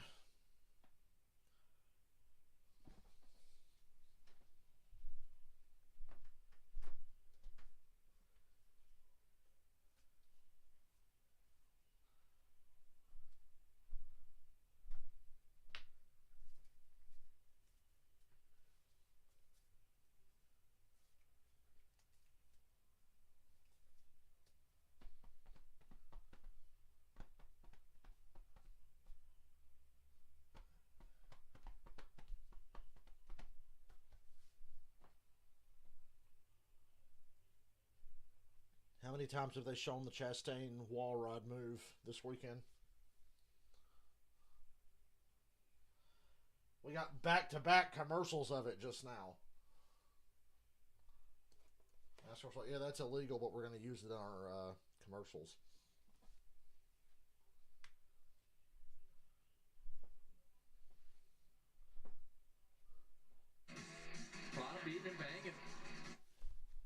I don't think I'm going to stream it, but I think I'm going to watch the ARCA race next week, the Talladega ARCA race, because I didn't watch the Daytona ARCA race, and I didn't know they changed the aero package, and it was actually good, so I think I'm going to watch ARCA next week. The race here a season ago. Don't know if I'll stream it or not. That's still to be determined. Ready for the final stage. John Hunter Nemechek's been the man in charge, sweeping stage 1 and stage 2. He's led 84 laps, 5 lead changes among 5 different drivers. And the big thing for me is cars on the lead lap. These cautions that we've had, even though there have only been 4, have been spaced out. So a lot of cars on the lead lap. Stage points tonight. Good for Nemechek, good for Custer, solid for Sammy Smith, Hemrick, Herbst, and Josh Berry up there as well. Or see if they want to do a teammate restart here. What do you think? He scared me the last restart. A little less aggressive than what we were the last stop. His rear bumper says a little different for everybody, but yeah, copy. I mean, I could have put him through wide easy. That was. So what we're talking about is that teammate restart where you're going to see is that leaders. Lap 132, the restart. We run to the finish now. No more guaranteed yellows. 20 takes the top. 18 lets him in on the bottom.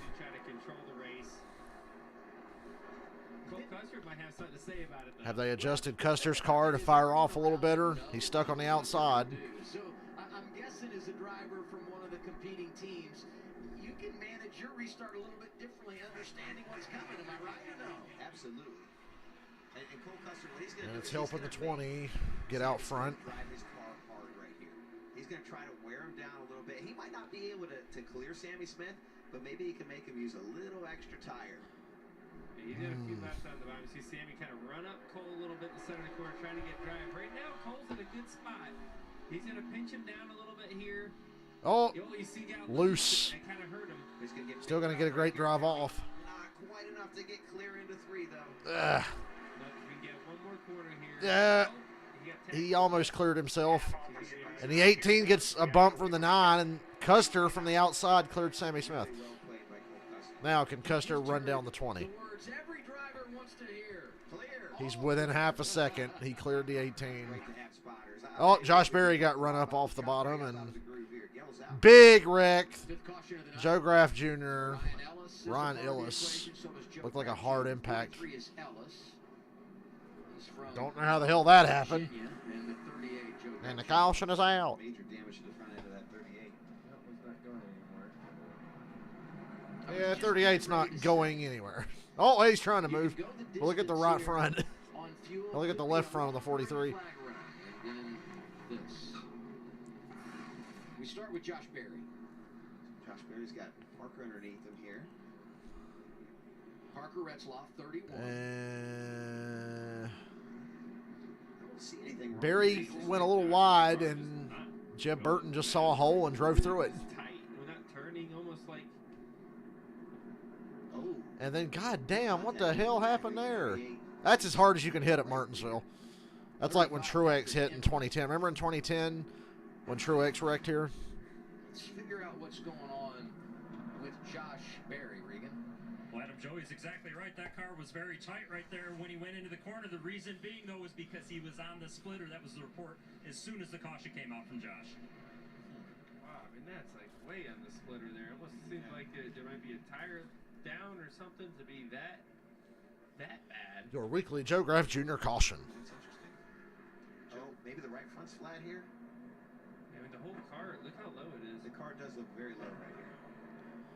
Barry's car is low and on the splitter, and it made him get really taut. Tonight, the two drivers from Junior Motorsports having problems. Justin Allgaier, Well, so much for the Dash for Cash being more competitive than Richmond. It's looking about the same.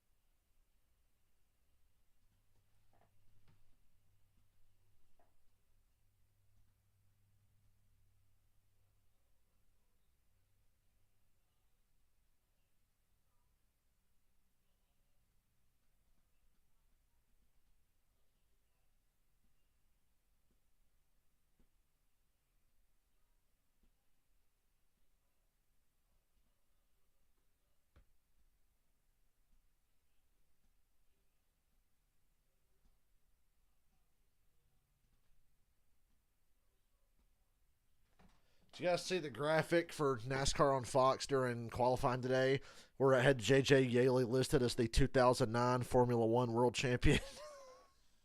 It says, J.J. Yaley, age 46, hometown Phoenix, Arizona, 2009 F1 world champion. Yeah, I don't think that happened, guys.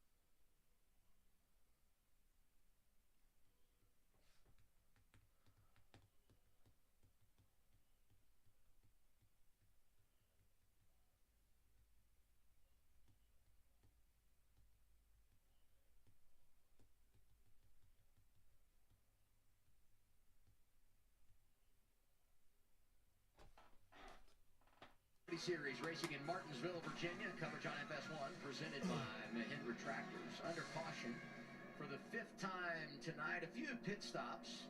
Let's go to Regan Smith. Well, Adam, the 8 car, Josh Berry, we saw him shoot up the track there a little while ago. It actually turned out to be a flat right front tire. The team came down pit road. They thought it was a splitter issue. Then they thought it was a shock issue.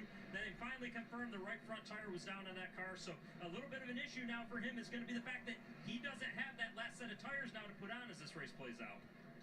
Yeah, I mean, it's awful that he had a flat tire. He's also very lucky the caution came out in the first lap like that, to where he can put another set on.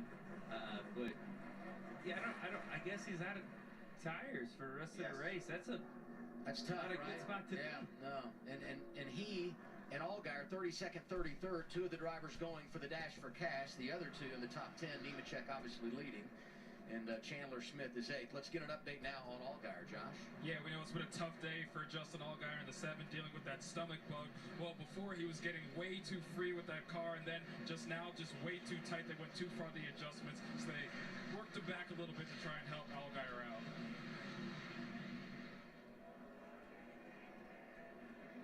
So easy here to make an adjustment to the car and go too far. Whether it's too loose, too tight, you got a track that's super dynamic. It's changing as the rubber goes on, changing as it goes in the night, and it doesn't take much to make an adjustment on this car. Go too much, guys. Go back. So Before they did the two Gibbs cars, I call it the okie dokie. Some people call it the teammate restart, whatever you want to call it. Now the 20 is the leader. He took the bottom this time instead of the top. Sammy Smith said, let's race it out. You don't think Jeff Burton got a fair shake at calling? I don't either. What do you have, 1 year? So this is kind of the alternative. If you do it the other So the 20 and the 18 chose to race each other this restart. It definitely benefited the 20. He just took the bottom and drove off. 18 stuck on the top, trying to stay in front of the 00, who got really loose into 3 there. Just barely stayed off him. He has worked his way. Just God, a solid these short runs are going to kill Custer. He has to work so hard to get by the 18 before he can even think about trying to run down the 20. In lap traffic in stage 1, remember, he caught the 20 and was trying to pass him for the lead, and a big wreck in the back again. Caution number 6. Dawson Cram in the 07. Looked worse than it ended up being, but the back markers are starting to race like Truck Series drivers, basically. Kyle Sieg's got a lot of damage. I looked up down the back. I saw 3 or 4 cars turn sideways. A lot of contact through the field here on this one. So I believe Patrick Emmerling will get the free pass here. He scored 34th. We're going to have 34 cars on the lead lap. Here's a replay. What the fuck happened? Trying to see where it starts here. Big stack up behind the 07. Yeah. Jesus, man. Something happened to the 07, Joey. The engine shut off or something. Stopped. It went like took the left there. Yeah, I wonder if something happened to it. And once again, a short run hurts Custer, benefits John Hunter Nemechek. Just the chain reaction, right? You see it going down the highway all the time. That chain reaction when they stack up. That happened on the exit. Everyone's expecting to accelerate and go forward at that point of the racetrack, and when somebody doesn't, it's boom, boom, boom, boom. Nothing you can do. You see a lot of water on the front of this car, probably damaged the radiator. These drivers obviously going to come down pit road. Let's get a report, speaking of which, with on Josh Berry here, Regan. Well, Adam, just to follow up on that story from the last caution with Josh Berry, they are going to take the tires and try to remount the right front tire. It was a valve stem issue. It knocked it off the bead. So once that happens, you got to go back to Goodyear and put that tire back on the bead. Once they do that, as long as it holds air, they will have this scuff set down here that they can put on as the race plays out.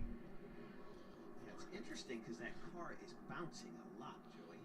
It seems like there might be something more. The right front is the problem on Berry's car, I think. But a tire to come off the bead like that, it's not something you see very often, at least not with these Goodyear tires. They're usually really good at holding on the bead on these types I think you were of saying he had a valve stem issue there, so you put it on another Broken wheel, valve stem.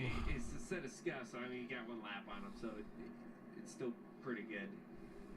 Tomorrow, the NASCAR Cup Series is on FS1 for some short track racing at the Paperclip. Some short track racing until it rains. Things off to Eastern. We're going green just after 3. It's only on FS1 and the Fox Sports app. We got Logano on the board. I don't know. I thought I knew people here at Fox. I thought they liked me. But now, Joey gets on here. Don't brag. Forever No Blaney. Chase Elliott. Yeah, forever Blaney wasn't on there. And He he complained finally. enough. Now he's there. I was going to say he politicked his way to the board. Great negotiations, Blaine. I'm going to take a lesson from you.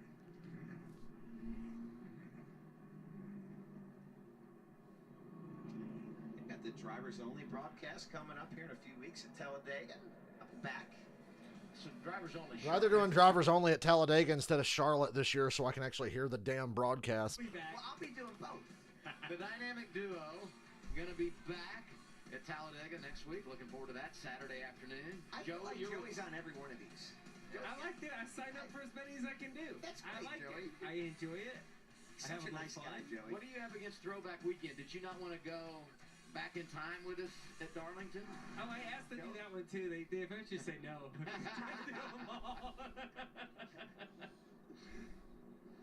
Going to be 100 laps to go, just inside of 100 when we get the restart. Been a lot of cautions in the final stage here at Martinsville in recent years. Man, I'll have to drive you mad. This mess off of turn 2 and down. Suddenly I want to play GTA. But I'll take some Powerade instead.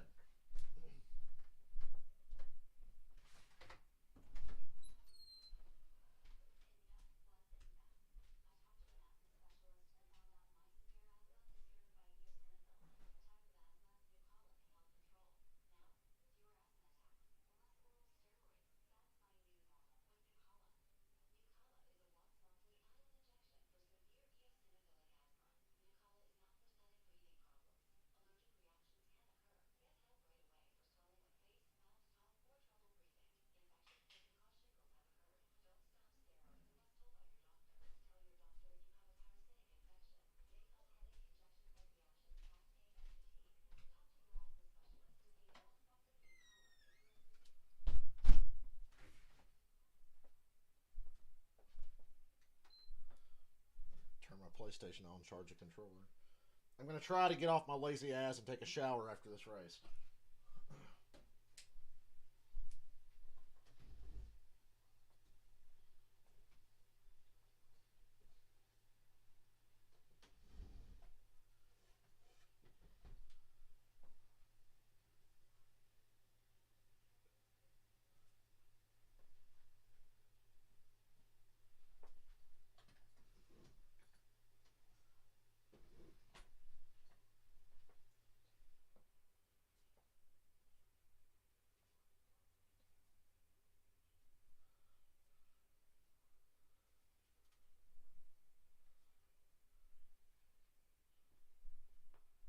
Get off your lazy ass.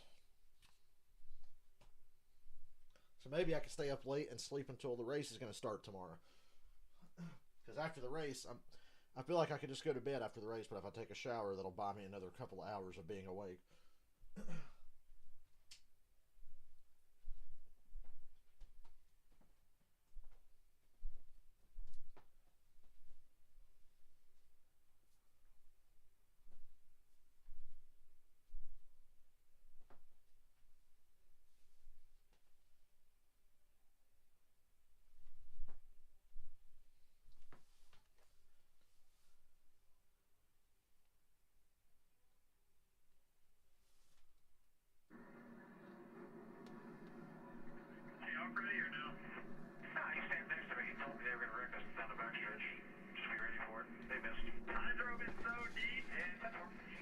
Oh, we got drama between Chandler Smith and Jeb Burton.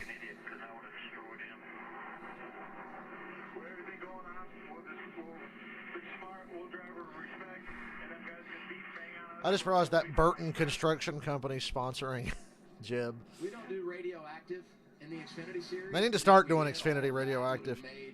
Have you seen the retro radioactives they've been doing this year? It's the coolest thing ever. They did the 97 Spring Bristol race last week for radioactive, and it was awesome. Beyond radioactive. It's to watch radioactive and be thoroughly entertained, Double A. And I can tell you, most weeks I am. There's plenty of opportunity to make radioactive. I feel like radioactive in Martinsville should be an extended version because there's plenty of anger that happens within 400 laps. Are you saying a 2-segment? I think it's definitely, yeah. Do like a Tuesday, Wednesday. Come on with it. Oh, there you go. Right? Kind of like. Looks like we're getting the one to go here. You watch every night, don't you? I do watch it. Nope, the lights remain on the pace car for no reason. Yes, me too. It's my favorite part. Track's clear, but we didn't get the one to go. Junior released from the care center. Good news there. He was involved in that incident a few moments ago. We look at our Toyota top performers. Great night for John Hunter Nemechek. Sammy Smith has been impressive. Ryan Truex now flashing up into the top 10. And haven't said Kaz Grala's name a whole lot tonight. They weren't where they wanted to be in qualifying, coming off his career best run at Richmond 14 days ago, and there he is in the top 15. Talking about the whole team thing, let's go to Jordan Anderson Racing. Went from a single car operation to 2 cars this year. And we know Jordan as a racer, right? And he made his home in the Craftsman Truck Series. But then he got into the car owner thing on the Xfinity side and has built the 31 into the 31 and the 27.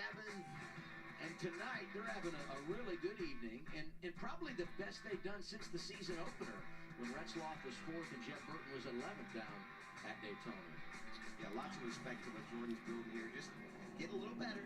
Every year here, his cars are more and more relevant, more and more competitive, and certainly having a strong showing here in Martinsville. And we're going to Talladega next weekend. Now, we all know about Jordan's crazy accident there last fall in the Truck Series. That'll be a talking point when we go there next weekend.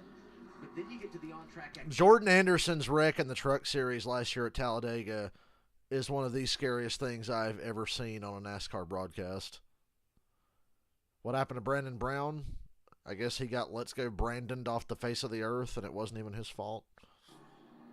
Good question, though. Remember last year there were several times where that team shut down, so their last race, and they kept finding sponsors here and there, and they kept coming back, but I guess they're gone now. And they'll duke it out there again. Cole Custer sitting third. I mean, I feel like that's kind of the opportunity chair, right? If you're in third. You have the opportunity if the leader kind of slips up a little bit, you can maybe get in there. Still can't believe that Let's Go Brandon shit started at a fucking NASCAR race. People that say it don't even know where it started. It's so fucking funny. And it's also very stupid. It was funny for like the first week. Aggressive, a little bit more contact. All of a sudden, you may want to. But with the IQ of people who voted for Trump, I'm not surprised they ran it into the fucking ground. Because they're all fucking retards that should be put to death. But that's my opinion. But it was funny for a week or so.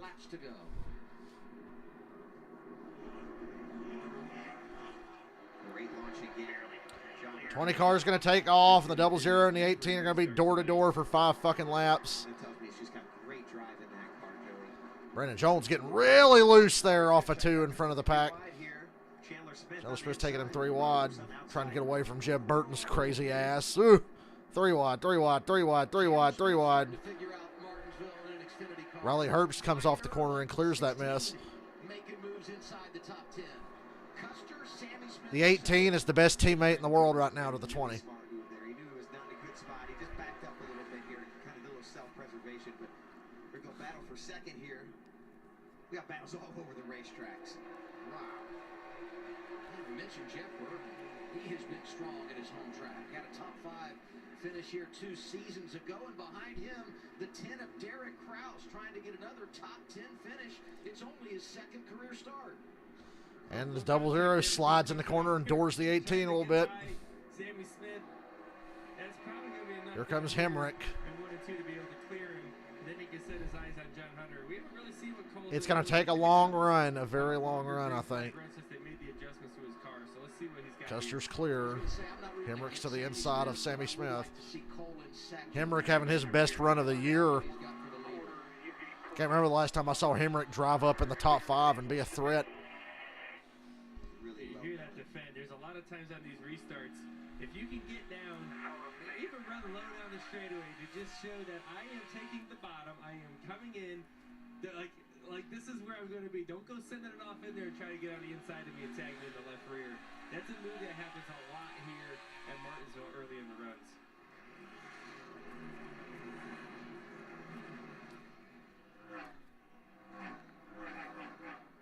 It seems like Sammy's got good speed those first few laps, but then he kind of fades a little bit. Here we see battle again here with Jeff Burton, Derek Cross.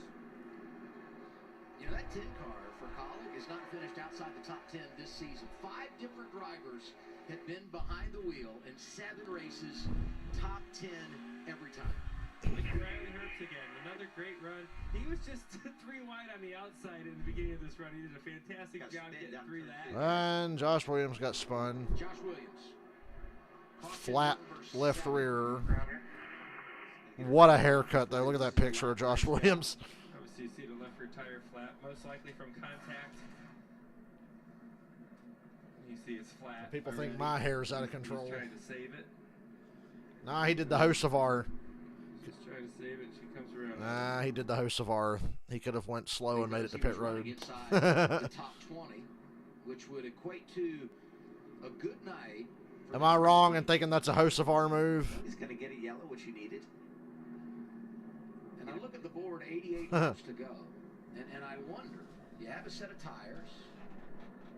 These cautions are making it very hard to decide when you put the set of tires on. But this is that window when you start to think about, if I'm going to use that set of tires in the final stage. It's questionable. You got 43 laps on your tires since the beginning of the stage. Now, not many of them have been green. That's what they've got to think about. They've been rolling around a lot under caution here. Based on how Josh Berry ran earlier on 20-plus lap older tires, I'm going to stay out here one more time. I'm going to stay out at least one more time. That's his wisdom here. You know, the wisdom of a 14-year Cup veteran here. He's starting to sound like Larry Mack. My answer is no. You don't use your tires here at all. No, if you're and there they go. Top 15, maybe you think about it. Wow, they opened pit road fast there. I did too. And Nobody pitted. Austin Hill, who had a bad pit stop on the last cycle. Justin Allgaier maybe going to come here. Yes, there we go. Got one take. Allgaier, you might as well. You never want to be, we talked about You're not going to do shit, so you might as well pit. By yourself because you become a sit and duck at some point. And this is the situation for Justin Allgaier. He didn't have any track position before, so go ahead and throw him on. Jim Pullman is new crew chief, and they've shown a few times this year they're not afraid to roll the dice, play the game. Josh? Yeah, Justin Allgaier coming in right now and trying to make a move so that he's going to get 4 tires and fuel and see if he can make a run towards the end of this race, guys.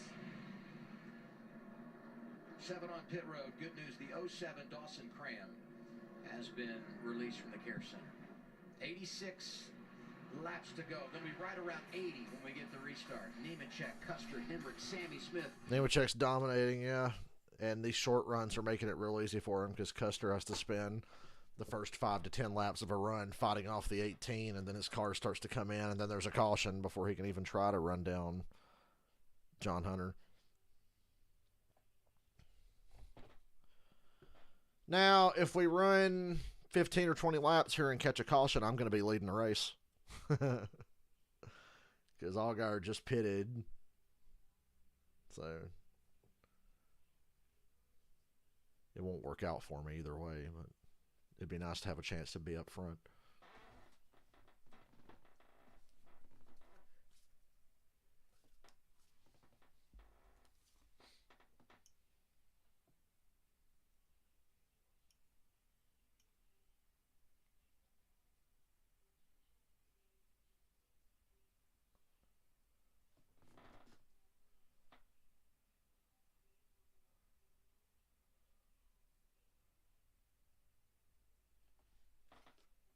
It's a short track Saturday night from Martinsville, Virginia, with Brad Keselowski, Joey Logano. I'm Adam Alexander. It's the NASCAR Xfinity Series presented by Mahindra. It's a Dash for Cash race, second of the year. John Hunter Nemechek, you never want to count your chickens, but you got to be smelling some cash, right? He's had a dominant race car here tonight. He looks really good, but remember Richmond, he looked really good too, and those late race restarts got him. And Chandler Smith is right in the game, 6th. He's just slowly and methodically worked his way up toward the top 5. He too is a part of that Dash for Cash equation. If there's one thing Martinsville has taught us last year, these races are really not over until they are literally parked in victory lane. Because you get these late race restarts and chaos can break out. And you can have a dominant car be in complete control of this race, and next thing you know, at your 20th, turned around, spun out, and tore it up, and you go, what happened? Joey nodded his head and said, yes. Yeah, that's happened plenty of times for me here. I've seen the unthinkable here has happened to me, guys, okay? I've had some of my best days and some of my worst days, all here. It's a love-hate relationship at times. It really is, yes. We got the video to prove it. Yeah, I know. I see it every single time we come here. Joey's talking about every time they fucking race here, they show Kenseth wrecking him and Brad said, well, every time we go to Texas, you know what they show for me. Jeff Gordon grabbing him by the collar. All right, 20-0 on the front row. Let's see what Hemrick's got here. Hemrick will fucking rough that 20 up if he could stay with him. Hemrick ain't afraid. He'll fucking fuck you around. 0-0 aggressively clears the 11 to get to the bottom. I love those defensive moves into turn 3, the first lap after a restart. That was what he was telling him.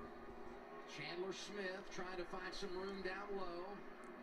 Race doesn't have much of a flow or a rhythm with all these cautions out of nowhere. Daniel Hemrick through all this gets by to 3rd. Riley's hanging tough on that inside. Keeping a lot of cars on the lead lap. So good right there.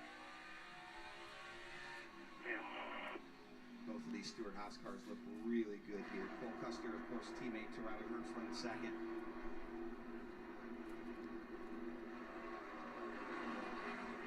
Custer's had just no luck to start the year. Herbst has been outstanding in Richmond when he got turned around late. Both doing a nice job here tonight in Martinsville. Oh! So you're clear. I thought Chandler Smith was dumping the 98 there from that onboard. That one was actually on purpose, but it still happened. Yep. it happened. I don't think that boy ever tries to pass us without running into it. There's a part of Martinsville where it's like casual contact. Like you just kind of know it's going to happen, right? The stack ups into the corner. Sometimes you're just going to get a little bumper tag going back and forth. And you got to understand, like, that's sometimes just Martinsville. It is what it is. A couple of guys that we need to pay off here. Parker Retzlaff, qualified 4th, has just hung around all night long just behind his teammate. And Sheldon Creed, who did everything to that race car throughout the day to get him ready to race after qualifying third, has to drop to the rear. And Sheldon Creed still hasn't cracked the top 10 tonight. He's 12th right now. Oh, 3 wide move to get into the top 10. Retzlaff makes contact with Mayer. Creed passes Retzlaff. Mayer's going to get a run off the corner. They got one. Retzlaff might not be too pleased with that one. I think that's taking advantage of a rookie right there is what that is. A little bit, but you know, Retzlaff's been getting used up a lot tonight, especially early in the race when he started 4th. Everybody in the top 10 just shit-canned his ass out of the way. Kind of itching in on that top 10, and you really need to get in the top 4, maybe top 5 of this race to have a chance at the end. He's got a claw here. Oh, dude, like I've been looking at that gap with a lead. John Hunter Nemechek, Cole Custer. It's been around a half a second, 0.6 of a second. John Hunter's not driving away like we've seen so many times. Finally getting a longer run here. Custer's he's managing the gap to the 20.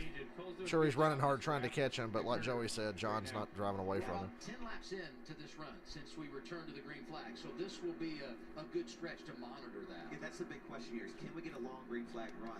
If we get a long green flag run, the leaders will catch the back of the pack, and that clean air advantage that John Hunter Nemechek has will go away. Then we'll get a real test of who's faster, John Hunter or Cole Custer. They really need to catch the back of the pack for Cole to have a If this race went green the rest of the way, I think Custer would win. Probably take another 20 laps roughly of green flag. If not, they'll have to beat him on pit road. Talk about how dynamic the racetrack is, how it's always. And then hopefully not have Nemechek just drive through you and wreck you, because that's what he does. It's getting laid on the concrete. You see it so clear on the concrete here. When it starts rubbering up and chunking up, that's when you're going to need something different out of your car. Regan, you got something? Yeah, Joey, just to follow up on Cole Custer, speaking to him earlier today, he had mentioned they found something a couple weeks ago at Richmond for him after their early struggles this season. They went back to using some setups more like what he used in 2019 when he was full-time. The same thing for this weekend, going back to some older data. Well, I mean, that makes sense. Why wouldn't you go back to what worked with Custer when he was in the Xfinity Series before? The cars are still basically the same. There's like no difference. And he dominated the series. It's paying off tonight, whatever they've done. And it's helping Riley as well. Riley's 5th. He's been 5th pretty much the whole race. Josh Berry's bouncing back now. He's passing cars. They got him straightened out. If he can get there, he'll have something for him, but he's got his work cut out too for him. He's done a fantastic job at keeping the car clean. When you get back there, you usually get torn up a little bit. That car looks still brand new after being in the Jones and Chandler Smith touch. Yeah, I'm impressed for him to be all the way up to 13th right now. You see +9 since the restart. Remember how much we used to make fun of Riley Herbst? He keeps his fucking head down now and works hard to be better. It's still lame that he's driving the best car, one of the best cars in the series, and can't win, but he stays out of trouble now. I don't know what it's going to be today. We saw right front go down on him. It seemed like kind of a freak thing again. Sammy Smith has been quiet since the restart. 3rd right now.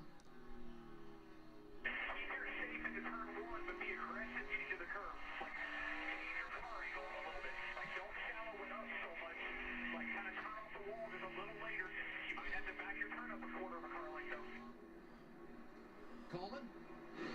Yeah, it's a lot of good info. I was just watching Sammy Smith, and he's done just that. He's taken a car that hasn't been great on the long run and starting to make it good on the long run. And by doing so, he's going above the rubber as it gets laid down. We see a lot of times his Cup teammate, Denny Hamlin, trying to run that line, running a half car length up, and then be able to turn through the rubber 2/3 exit. That's what he's been able to do, and has been able to make some lap time for him. Yeah, that could be some experience right there, right? Is he didn't know that card was in the, that tool was in the toolbox when the race started. Right now he's got a longer run. He can. You hear that? It's a tool talking about a toolbox. Find what works for his car. 186 laps in here at Martinsville. John Hunter Nemechek has led 140. It's the most he's ever led. Lead grew a little bit there for John Hunter.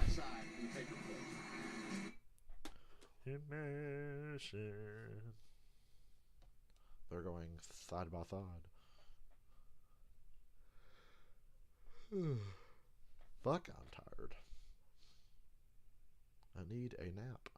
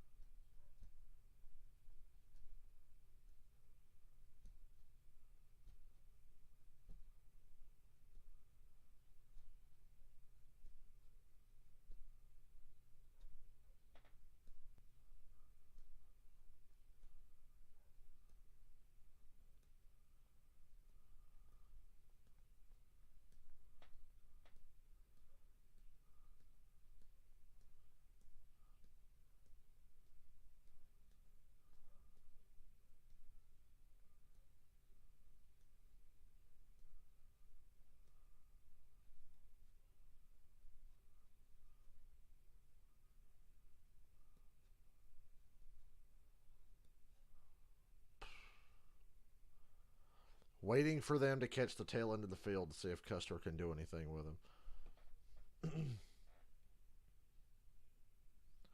I got the car with the freshest tires, but I'm 17th. And the field's strung out. Come on, Allgaier, get through. Pass these motherfuckers. Say Purple Cobras. You want me to say Purple Cobras once right now? Okay. Purple Cobras once right now.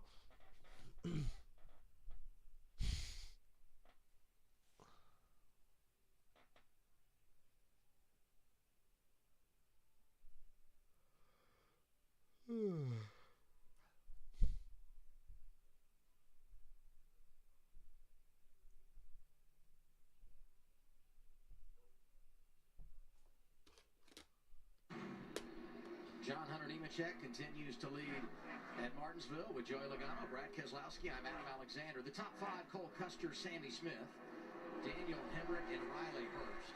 You guys have said it multiple times tonight, but as we look out our window, there's great racing everywhere, and some drivers out of balance on strategy. Justin Allgaier on fresher tires, plus 11 since our last restart. Josh Williams, plus 9. And the Josh's I know what you meant. I was being a smartass. Is also up 9 spots, and he has now found his way back to the top 10 in the 8 car. Josh Berry, top 10. Allgaier, 15th on the freshest tires. They're getting physical with each other. 55 to go. Nemechek leads by a second over Custer.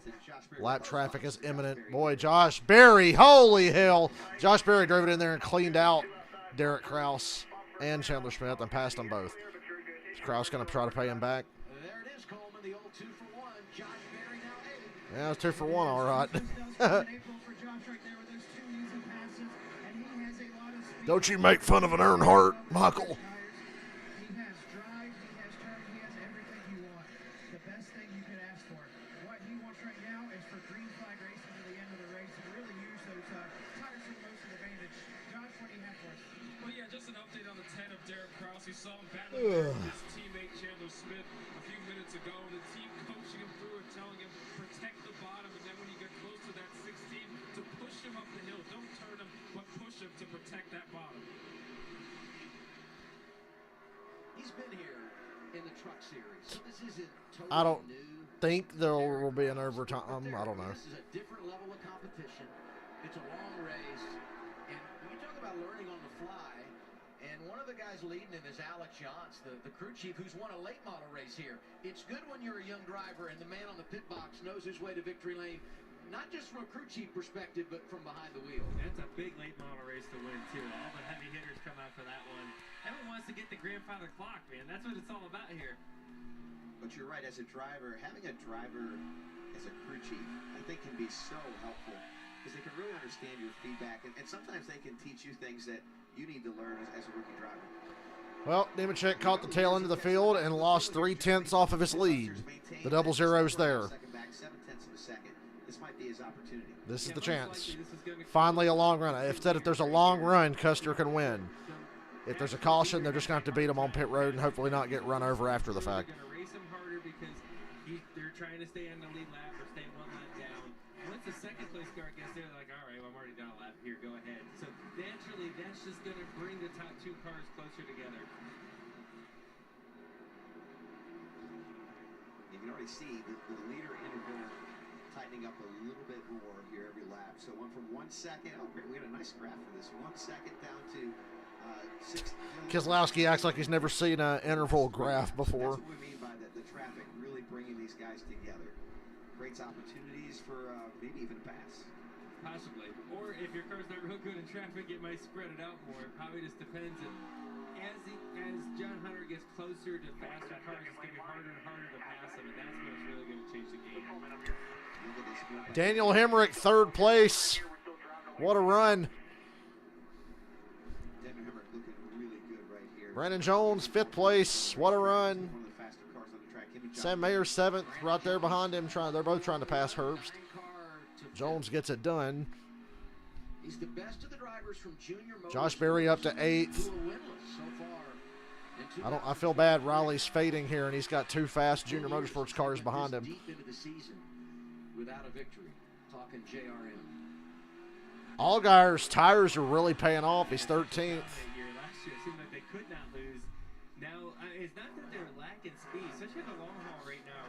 Brad and I have been looking at lap times. Some of the junior motorsports cars right now, the 1, 8, even the 9's decent. They're all pretty strong here in the long run. This is just the first time they've had an opportunity to do that.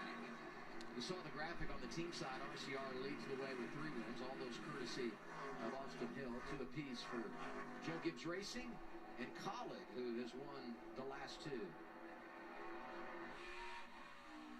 One rise a wall off the 2, no yellow, keep digging. Had a car in the wall off of 2, no caution. Tim Fedor touching up his driver, Riley Herbst. Josh Berry closing in on this group with Sam Mayer, right behind Riley Herbst. You know, at this point, Josh is hoping for a caution. And if they have his set of tires all figured out, he's getting some track position again. Oh, I wish Allgaier had track position. For him to drive all the way up to the lead and get that $100,000 from John Hunter Nemechek, not looking likely.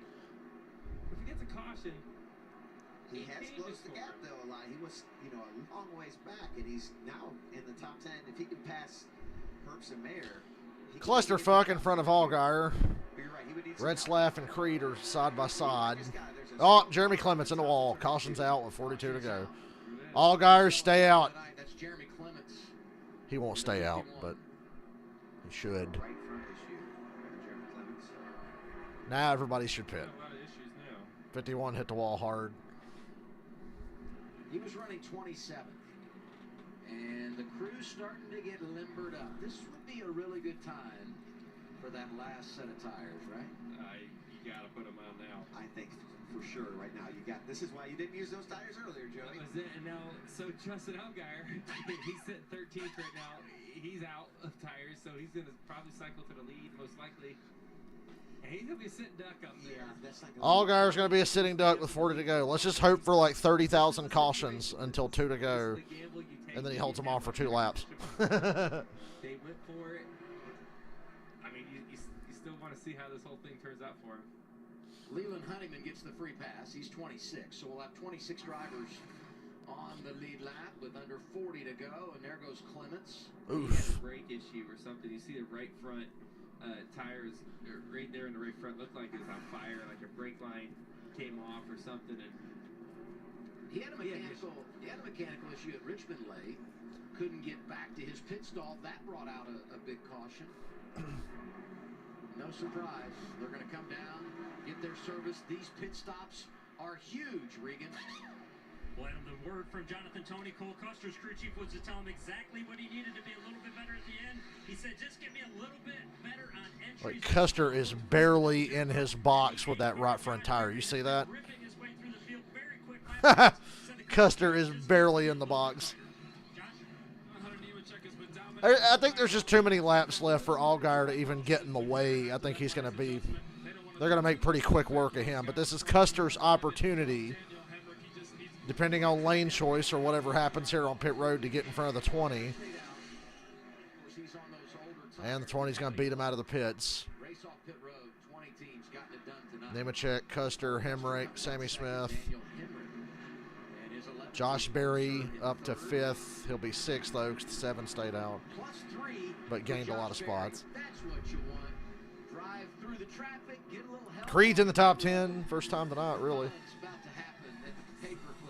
Slow ride. They're playing all the GTA music tonight.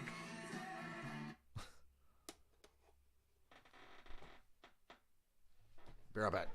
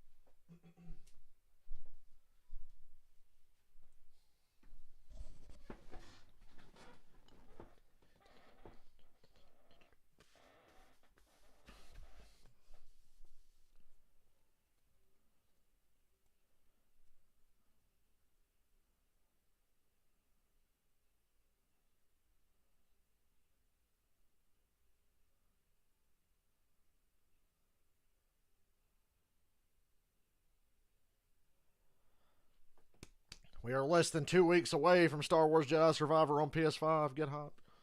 I'm hopped. It's probably my... Well, no, Spider-Man comes out this fall, allegedly, if it doesn't get delayed. I think it's going to get delayed, personally. Spider-Man's my most anticipated game, but Star Wars is a close second. Will there be a flip? There ain't going to be a flip at Martinsville. Turn around. Oh, my God. Somebody's hit the turn 3 pit wall and hit the barrels and flipped upside down. Of course, I didn't think I'd see a flip at Charlotte last year, even though that's not a short track. Just over 30 laps to go when we return to the green flag. Justin Allgaier stays out, so does Alex LeVay. Those that just pitted will restart behind them. John Hunter Nemechek, the best of the bunch. It's the Xfinity Series on FS1, presented by Mahindra. And everyone chasing that grandfather clock. So where does it fit in when you talk about notable trophies in sports, Stanley Cup? How about those Red Wings, right? Well, they've won a few, but not lately. Lombardi Trophy. Got a special place in the National Football League. The Heisman. I'd like to see you guys do the Heisman. Yeah, that'd be something to see. Be like me trying to golf.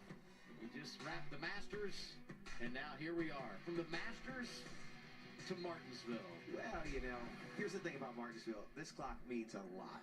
So, yeah, Allgaier on, like, what, 40, 45 lap old tires, something like that, is the leader. Michael, I'm in the lead. It's not going to last, but, hey, Alex LeVay's up here, too, so, hey.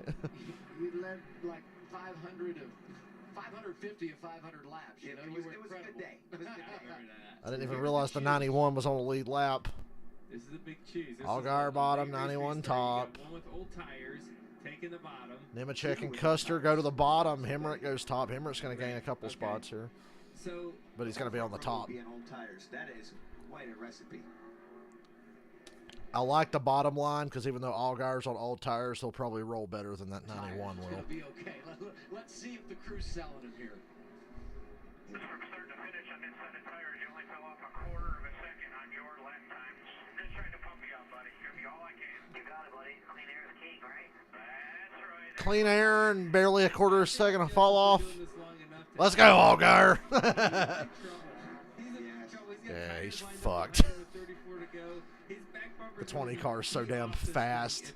If it doesn't happen in turn 1, it's happening in turn 3. Let's see if Nemechek has any patience whatsoever passing him or if he just wrecks him. What a launch for the 7. And the 91 stacks up the entire top line. It's amazing there's not a wreck.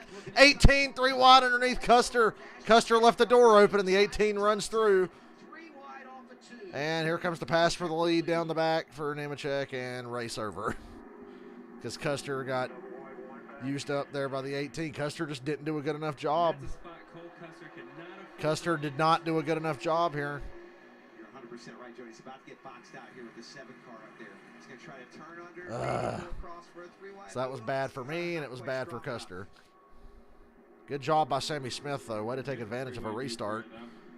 Shelton Creed, Chandler Smith, Sam Mayer, all good Riley Hurst. Sammy Smith did a great job there.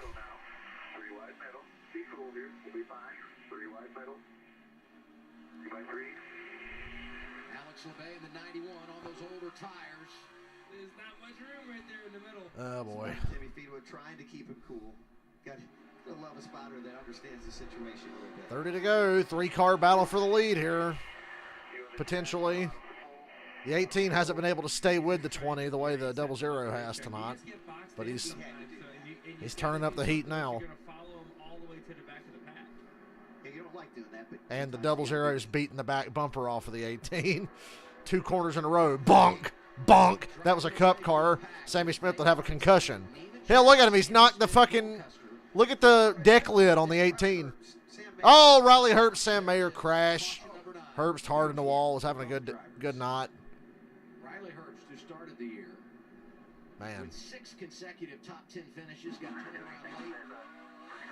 What the fuck happened there? Same situation here at and Sam Mayer's done for the day. For Sam Mayer, who had DNF. outside the top 6 in his 3 Martinsville starts. No idea what the hell happened there. Chain reaction wrecks we talk about here. Sam Mayer looks like he might got a little contact. Poor Riley. I never thought I'd say that. A little combo shot into 98.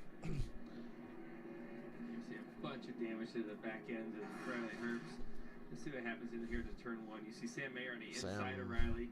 The 19. Ryan Truex sends it off in there and wrecks the 1. Yep. Yeah, it was Ryan Truex. Truex wrecked Sam Mayer and took out Riley Herbst. Looks like Sam Mayer might have tried to gas it to get out of it, and it ripped in and hit the inside wall. Basically, racing for 12. Man, somebody get Ryan Truex a full-time ride in the Truck Series with a move like that. Riley did nothing wrong, right? Riley was the innocent victim. And honestly, Sam Mayer, I don't think he did anything wrong. Nah, Truex just wrecked him. So I think the 19 of Ryan Truex saw opportunity late in the race and could maybe stick his nose in there, and everyone just ran out of real estate. They don't have much real estate left here in Martinsville. And they used it all and then some. Fortunately, there's some wrecked race cars from it. Probably a few hurt feelings too. I'd be mad as hell at Truex if I was Sam Mayer. Take care of these drivers. You can tell he's pissed by the way he was aggressively taking the helmet off. After all that, Truex is 12th. That was a battle for the 12th position. Yeah, a battle for 12th, and he wrecks him. Caution, Oh, brake, here caution. goes the helmet toss. Oh, middle finger. Thought he was going to throw the helmet at him. We apologize for that vicious sign language from Sam Mayer. This is where you see the difference in personalities, right? I mean, Sam Mayer does what he did, and Riley Herbst just climbs from the car calmly. Different approaches, both very successful young drivers, though. I can promise you Riley's not happy either. Oh, yeah. No. He's on pit road. He doesn't have the opportunity to get out there and get visual on the 19 to see the number 1 sign. Mayer carried his helmet. I thought we might get a Tony Stewart there. Well, Yeah, I was waiting for a helmet toss. Care center. Yeah. And your Hans device and other things to check all that stuff out too. We've got a great in-car camera here. This is Riley's view of what happened. An in-car camera of Riley Herbst catching some CTE here. Here a couple times. And you see just disbelief afterwards, like, jeez. And they told Riley right away the 19 sent the 1 into you, so he's not mad at Mayer. I'm sure he ran hard all race long. And Surprised that spotter didn't say, "Oh, he dumped you, he dumped you." And he just assumes that Mayer did it because, you know, spotters and crew chiefs gaslight their drivers. Racing's not nice to you. Nope. That's what it is. With 25 to go, let's get to our race recap. After a weekend off, another short track in the Xfinity Series. This is Martinsville. It doesn't matter what position you're racing for. It's full contact. Custer having a great night, and then they had the long pit stop. This was a long cleanup when Caden Honeycutt had his problem. John Hunter Nemechek gets out the broom, sweeping stage 1 and stage 2. And here in our final stage, had multiple cautions.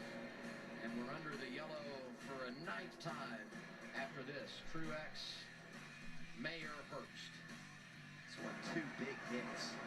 Sam Mayer put down a ton of fluid on the bottom of turn 2. That's going to affect all the restarts from here as well. So I think we got a lot more action left in this race. I know we might only have 23 laps to go, but woo.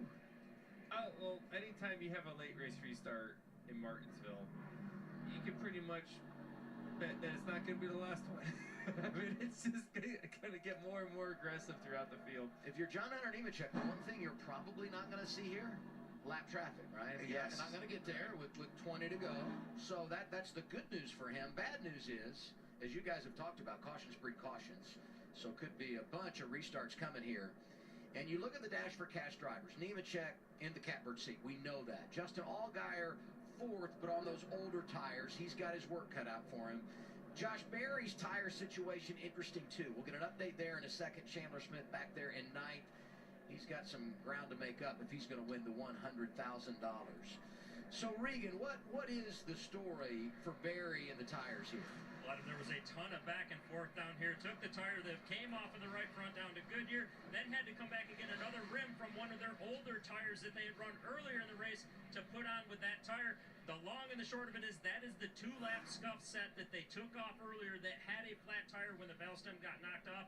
The report from Josh Berry when they put him on, just a little bit tight firing off that last run, but it was coming to him as those tires wore back in. He's definitely a long-run car. We've seen that through both a couple of junior motorsports cars. It takes a few to get them rolling, and that's not necessarily what you want with 23 laps to go. You're going to have some short runs here, so we'll see. Sounds like we got some radio from the 19 after the wreck. I did making fun of him, whatever that was worth. What happened? Nothing. If you didn't see it, I'm not going to tell you. Ryan Truex is laughing at Sam Mayer, so he obviously doesn't feel bad about wrecking him, even though he wrecked him. Well, Sam Mayer's not going to like that either when he goes back and rewatches it. Yeah, Truex thinks it's funny that he wrecked Sam Mayer. I'm mad at you to do that. I at least want you to see it. Yeah, at least know that, like, yeah, right? Make a mental note. Truex is going to be in that car for the next 4 races. So and he's a part-timer, but he is going to be back consistently coming up. So here's something. Everybody's hoping Nemechek gets wrecked. We've seen John Hunter Nemechek lead a lot of laps tonight. Obviously, a very fast car. Custer He races has control. That's part of the reason. usually pretty clean. I don't think Sammy Smith's going to wreck a It's teammate. a big piece of it Allgaier's too comes slow. from his Now, Josh balance Berry's a at the wild restart. man, but I don't think he's quite up close enough yet. And out of harm's way. We'll see what happens. Every time, except the one time Cole Custer was on his outside, Cole was able to hang with him. Not that he was able to hang with him off of turn 2, but he was able to hang into him side by side into turn 1. I don't know. I mean, I think with Sammy Smith, he's had a hard time hanging with him on the restart. This choose is a little bit of a different game right now. When you think about, if you're Sammy Smith, you can either take the outside on a late race restart, take the front row, not a bad place to be. You take third, and we said it earlier, the opportunity chair at that moment, you can, the opportunity to make a bump and run, or if John Hunter slides up and makes a mistake, you can stick your nose in there and have a chance at it. Either way, it's not a bad spot to be in, but it'll be an interesting decision to see what he's going to do here. What's your mental checklist for John Hunter Nemechek, or if you're John Hunter Nemechek right now?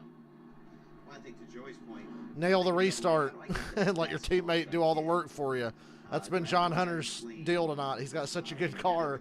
He nails the restart, and the 18 fucks Custer around for 5 laps. And now Custer's probably screwed because short runs have not favored him tonight. And then take care of it. Be ready to go. You got to execute this restart to keep yourself out of harm's way, really, is what I think we're all trying to say here. Absolutely. Let's get a word with Sam Mayer, Josh. Creed's 8th. Sam Mayer in here. This ought to be good. What happened from your perspective there? Just aggressive Martinsville racing, I suppose, but Josh Berry's up on row number 2. JGR drivers, so let's keep it myself, Martinsville, moving on, ready to go. Thanks, Sam. Glad you're okay. Sam said he's not allowed to say anything bad about JGR drivers. He could have said something bad. It is. We're on He could have if he wanted to. I don't know.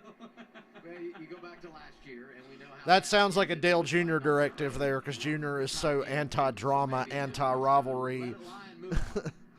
Jr. doesn't like drama, so that sounds like a Dale Jr. directive. Don't badmouth the other team. Outside of the drama, now we got new drama in front of us. Cole Custer on the front row on the outside of John Hunter. Sammy Smith from the second spot took the inside of the second row. Here we go, 19 to go.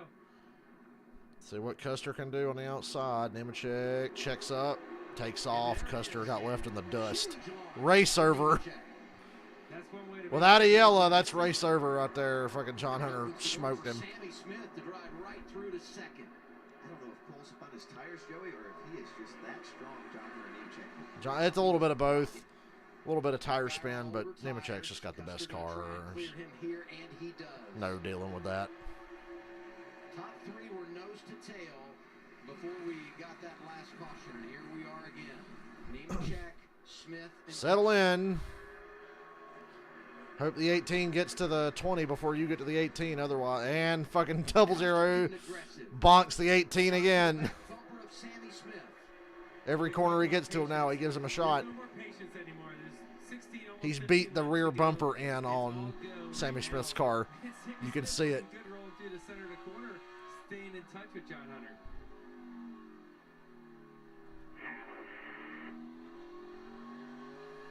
And Buster saying, these guys in front of me start racing a little bit. I'm going to be right in the middle of this thing. 15 laps to go. Hard to imagine we don't get another caution because back behind this group, back part of the top 10, things are really getting racy. Custer, what are you doing there? Great camera work, Fox. Not. From the care center. Brett Moffitt, Truex. Josh Berry's having a hard time passing Allgaier. Teammates racing for fourth. Allgaier has it. Josh Berry trying to take it away. And the third. If Allgaier gets a top 5 out of this, I'll be shocked. Wow, what a bad corner for the 18. Did Custer move him? We don't know. Joey says he did. Joey said Custer moved him. He's consistently been a little faster than Sammy, but I don't know if he's got anything for the 20 car. He doesn't. He's not going to catch John Hunter. 12 to go. He had a nice numerology there with the 7, 8, 9, but the 7's got older tires still, and Josh Berry's going to get by him. Puts himself in the top 4 here with 12 laps to go. He's going to get there from there. He could get a little break here. Now Brandon Jones going to make a move underneath just now, guy. Hey, the Junior Motorsports cars haven't wrecked each other yet, but it looks like Jones and Allgaier are working on it. Allgaier starting to fade. He's one of those drivers going for the $100,000 in the dash for cash. Right now, it's Nemechek's money. Been 0.6 of a second between Nemechek and Custer the last 3 laps. It's not changing. If we get a restart late. 10 laps to go. I'm impressed with how well Justin's held on here, Joey. Yeah, he's making the strategy call really work. It could have gone really bad for him, but he is hanging as strong as he can. And with this little laps to go, 10 laps to go, he can hang in there to net a pretty big gain of where he was running. Yeah. Now don't forget he has that stomach bug too. Old tires, stomach bug, fighting for a top 5 here. Yeah, but watching Cole Custer's lap times, he's been a few hundredths quicker. He's not a whole bunch quicker. Not enough to catch Nemechek. Custer's slightly quicker, but not enough. Wheeled it up off of turn 4. Just now there you saw him get real 8 to go. With only 8 laps to go, use those tires up. I'd like to see one more yellow myself. There's your grab. What happened to Hemrick? He fell way out of the top 5. Hemrick's 8th. What he's been able to do in recent laps. That was a good lap. Custer picked up a 10th that lap. That was a really good lap. 2 tenths. Down to 4 tenths of a second. Yeah, he went from 6 tenths to 4 tenths with 7 to go. He'd have to match that again. He's running a different line here. Not a good turn 4 that time. It went back to 6 tenths. He put together one really badass lap, but it wasn't enough. The lead for Nemechek. Back 5 to go. 5-5. There's wife Taylor, daughter Aspen. Second child. Hey, John Hunter didn't have to wreck anybody to win this one, guys. Isn't that a miracle? 5 to go. 5 to go. Had the gender reveal this week. It was pink. He's going to be outnumbered. John Hunter is at home. I know that feeling. But a clock would look really good in his house. Good story to tell your kids. Better lap that time for Custer, but just 4 to go. It's not enough. He's just trying to get everything he possibly can to try to string together a few laps to get there. I don't think he's going to get there without some help right now. Are we going to break our streak? 4 of the last 7 races on short tracks ended with the last lap pass, including both of them here at Martinsville a season ago. 3 to go. Left at the paperclip. And there's the other side of the equation when you talk about family. Paul Custer group watching on. hoping for a yellow. Lost time. Now the 18's run down. Sammy Custer Smith trying again. to get back 2 to go. Second place. 2 to go. Yeah, these last few laps. Just the circumstances didn't work out tonight for Custer at all. He's used up everything it had left. That's brought Sammy Smith right to him, trying to sneak out the top 2 here. No pressure on back. Just wanna see that White flag. Nemechek gonna get it this time by. I'm kidding. It was a good race. Just John Hunter Sponsored by Credit was so One Bank. dominant. It was kind of boring in a way. How dominant has John Hunter Nemechek He been? basically led every lap. Wins stage 1, wins stage 2, leads nearly 200 laps. John Hunter Nemechek gonna get his second win of the year. He does. John Hunter Nemechek. Contact for second place. Wow. By Cole Custer to wreck Sammy Smith bonked Custer out of the way for second. Josh Berry fourth. Brennan Jones fifth. Sheldon Creed gets spun at the end of the race for some reason. Wow, Creed got fucked on the last lap. For his teammate. So I guess the 18 had enough of the 00 and somebody had enough of Creed, perhaps. Yeah, Michael, I will talk to you tomorrow. Obviously, after a Martinsville race, you hang around and watch post-race because you don't know who the hell is going to be mad at each other. Here's the bump and run for second on the last lap. It's a nose down in there. Yeah, that's one way to put it. Hit the curb. Nice save by Cole Custer. Yeah, he's that close of not even finishing the race. Yes. After that many laps. But John Hunter Nemechek, I tell you, Derek Kraus, Brett Moffitt, top 10. fast car. Hemrick seventh. Kind of disappointing. Hemrick was easily a third or fourth place car, but he finished seventh. Do that, right? There's other cars that could compete with the speed of the 20, but they executed the race on restarts, on pit road, and controlled it. And Whoa. now we just sent the whole thing. The car's on fire. I get out on that one. That's fucking nuts. Might be the white flags. The same thing happened to him that happened to Zane Smith's truck. It's really cool looking, but maybe not the safest, but that's okay. He reminds me of Zane Smith after the Craftsman Truck Series race. That's the same thing that happened to Zane Smith. I mean, the This is a racetrack recurring is on problem. fire over there. This is like Back to the Future. It looks on as fire. if Brad said it looks like Back to the Future. Could we get the AMR safety team to victory lane? Come on back, put the fucking fire out, man. excessive celebration. God damn, NASCAR. I mean, it's cliche to say that John Hunter Nemechek was on fire tonight, but literally, John Hunter Nemechek on fire at Martinsville. Wins the race, gets the grandfather clock. So that's the second time we've seen guys do a burnout with the wet weather package and the fucking mud flaps catch on fire and destroy the car. Talking about having a second child, that would pay for some baby shoes. Well, that race wind diecast is going to look really cool now with the scorch marks on it. I'd say the marks on the racetrack on fire looks really, really cool. Josh is there. Josh, do you have your fire suit on? I mean, it's dangerous, my man. That's right, guys. John Hunter Nemechek literally burning it down out here. John Hunter Nemechek, talk about dominant. First of all, talk to me about that burnout right there. Yeah, I'm just grateful for Pie Barker Fire and Safety. Martinsville Speedway actually uses Pie Barker Fire and Safety fire extinguishers. So thank you to them for all the safety equipment for that amazing burnout that caught on fire.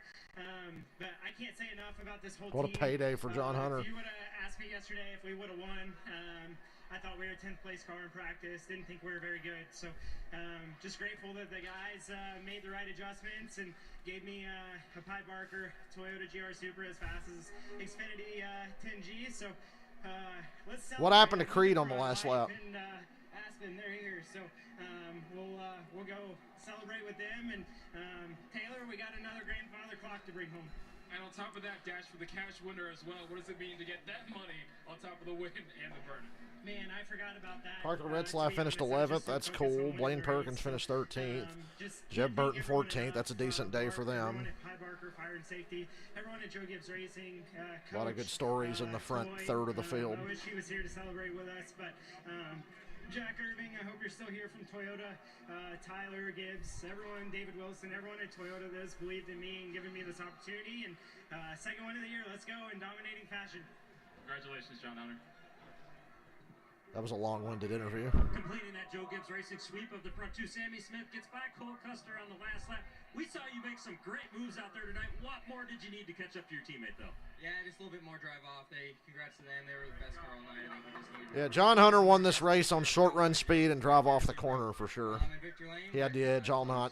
Thanks to Pilot Flying J, TMC, Allstate P, Bro Group, Golden Harvest, Render Group, Sinclair Tractor, everybody that helps out, and we'll get them next week. Thanks, Sammy.